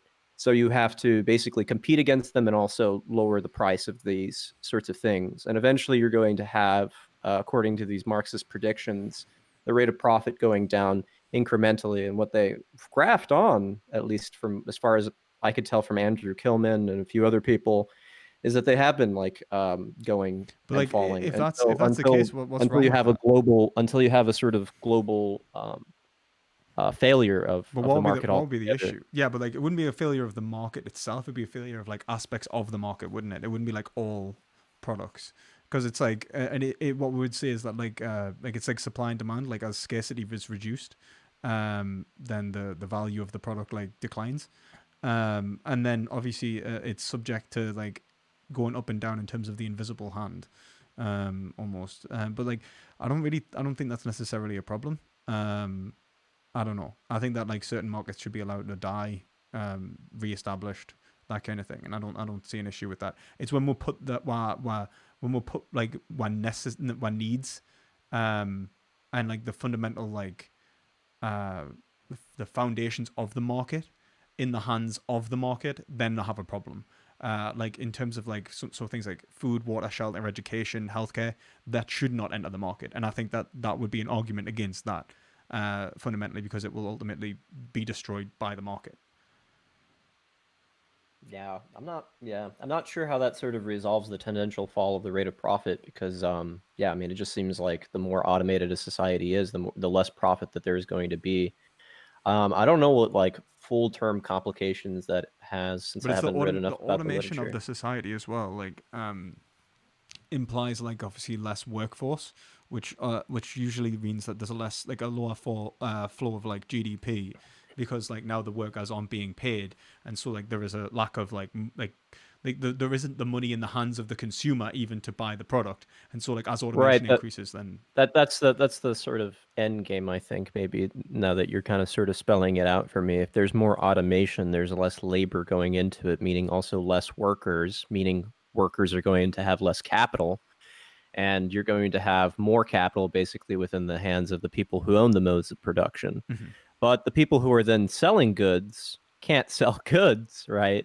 They yeah, can't sell exactly. goods to people who don't have money. But then you can have So ownership. You can that's have the sorry. huh? So, but then obviously, if you were an owner and you owned an automated business, which is split among individuals who are in a co-op, then you could have the same differentiation of capital, just with less labor, obviously going into it on their part. So you can have people who are essentially owners of a cooperative which is fully automated. They do absolutely nothing but get paid, and I would say that that would be a more stable economy anyway, because the only other solution would be something like UBI, in order to like correct the issues of automation, which I think is why we're moving in that direction.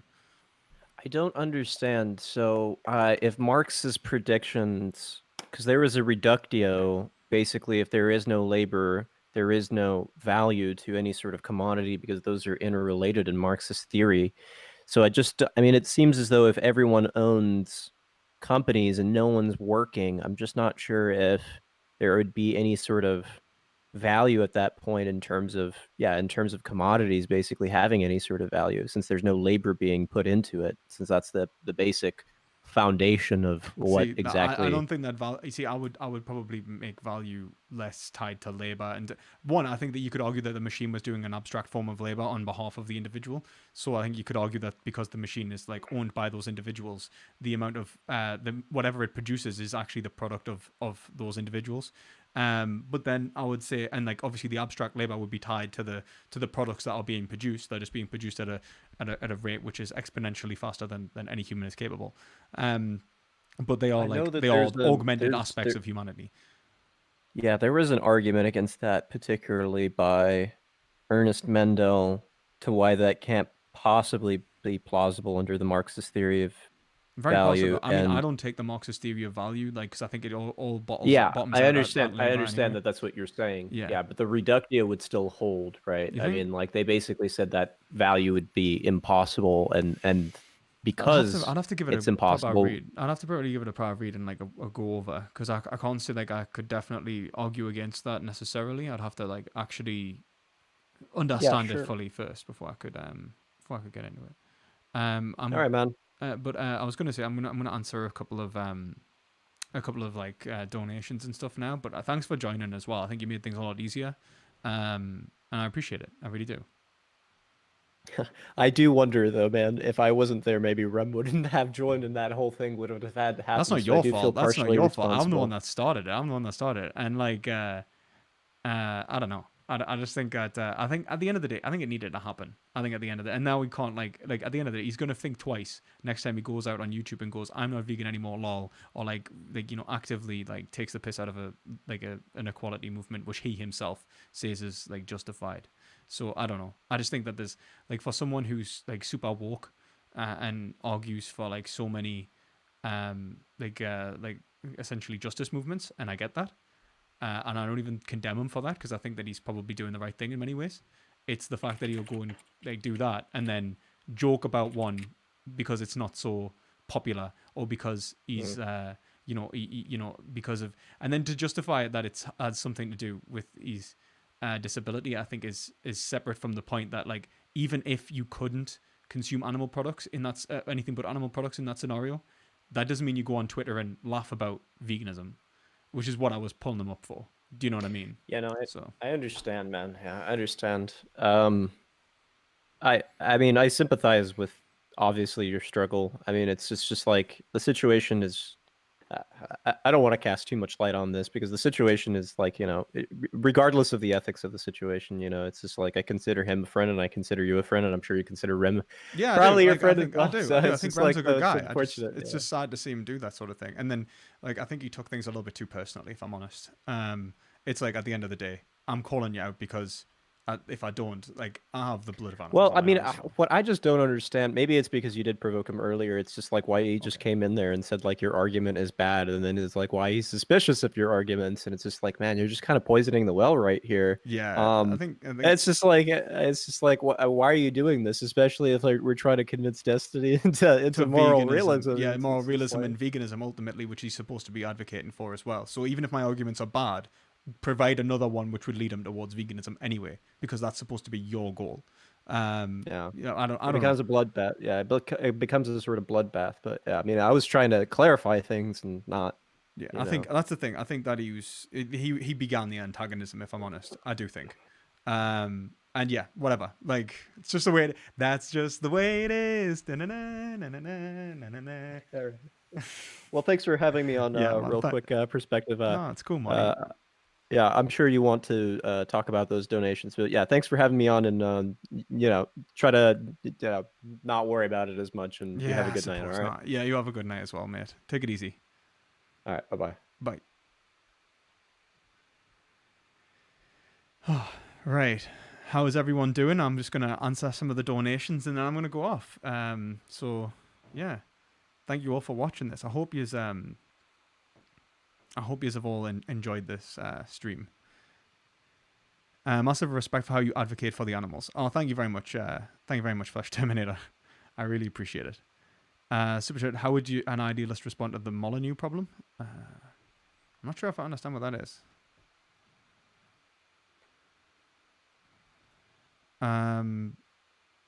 Best of love to you and Rem. Bonus meme drinking game when you drink every time it says in relation. Oh god. Oh god, thanks very much for the donation, Forced. London Eschevio. I don't know if I've said that right, mate. I hope so. You should press him on the idea of having a posteriori moral judgments in regards to the economy. Does he eschew a priori judgments in relation to the systems completely? I mean, that's a really solid point, and I was trying to show that in terms of if we agree that it's rational, like how do we come to those conclusions? And I would have went the deontologist route and say like, look, our reasons are in relation to our understanding of the systems in relation to our reasons. But thank you for the donation. Question: If I was an act utilitarian, should I be more ethical if I'd ought to form a worker co-op versus a co-op to maximize happiness? Well, I would say act utilitarianism is wrong, but in terms of act utilitarianism, would it be better to have a worker co-op or a corporation? I would say that probably a worker co-op, even just for the psychological well-being of the people who are engaged.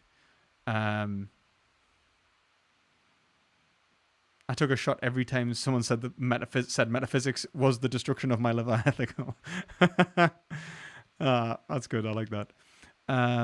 Thank you very much for the donation, O'Neill. I really appreciate it. Ben Green donated and said, "I will donate every time I catch you live." Thank you, smart boy, for the work you do. Oh, thank you very much, man. I really appreciate it. It is really appreciated, and thank you everyone who's like helping support the channel. Hopefully, like I can continue making this content. Obviously, I don't think I'll be on Destiny's like videos again. One, because of the controversy at the end, maybe, but also because I think that ultimately it has I don't think he wants to talk about veganism anymore. So yeah, I just wanted to basically represent the animals in a way that's like, look, you can be rational, argue for veganism, and you don't have to take the subjectivist sort of framework. So yeah. Honestly, the best stream I've seen this year. Oh, thanks very much, Donald. I really appreciate it. Right, guys, I'm going to shoot off. I hope you've all enjoyed this stream. Thank you all for watching. Please, if you liked it, give it a thumbs up. Consider subscribing. And if you want to support the channel, check out the Patreon in the description below. And if it's on the description below, I'll make sure it is. And thank you to Ethan Pollitt for supporting this stream via his donations on Patreon. I really hope Destiny goes vegan. I don't think he's going to. I think we're moved him in a position in terms of socialism into a way that's, I think, shows like the ethical end of socialism being greater. And I think that he kind of come around that way. So yeah. I hope it all works out for the best. So thank you everyone, and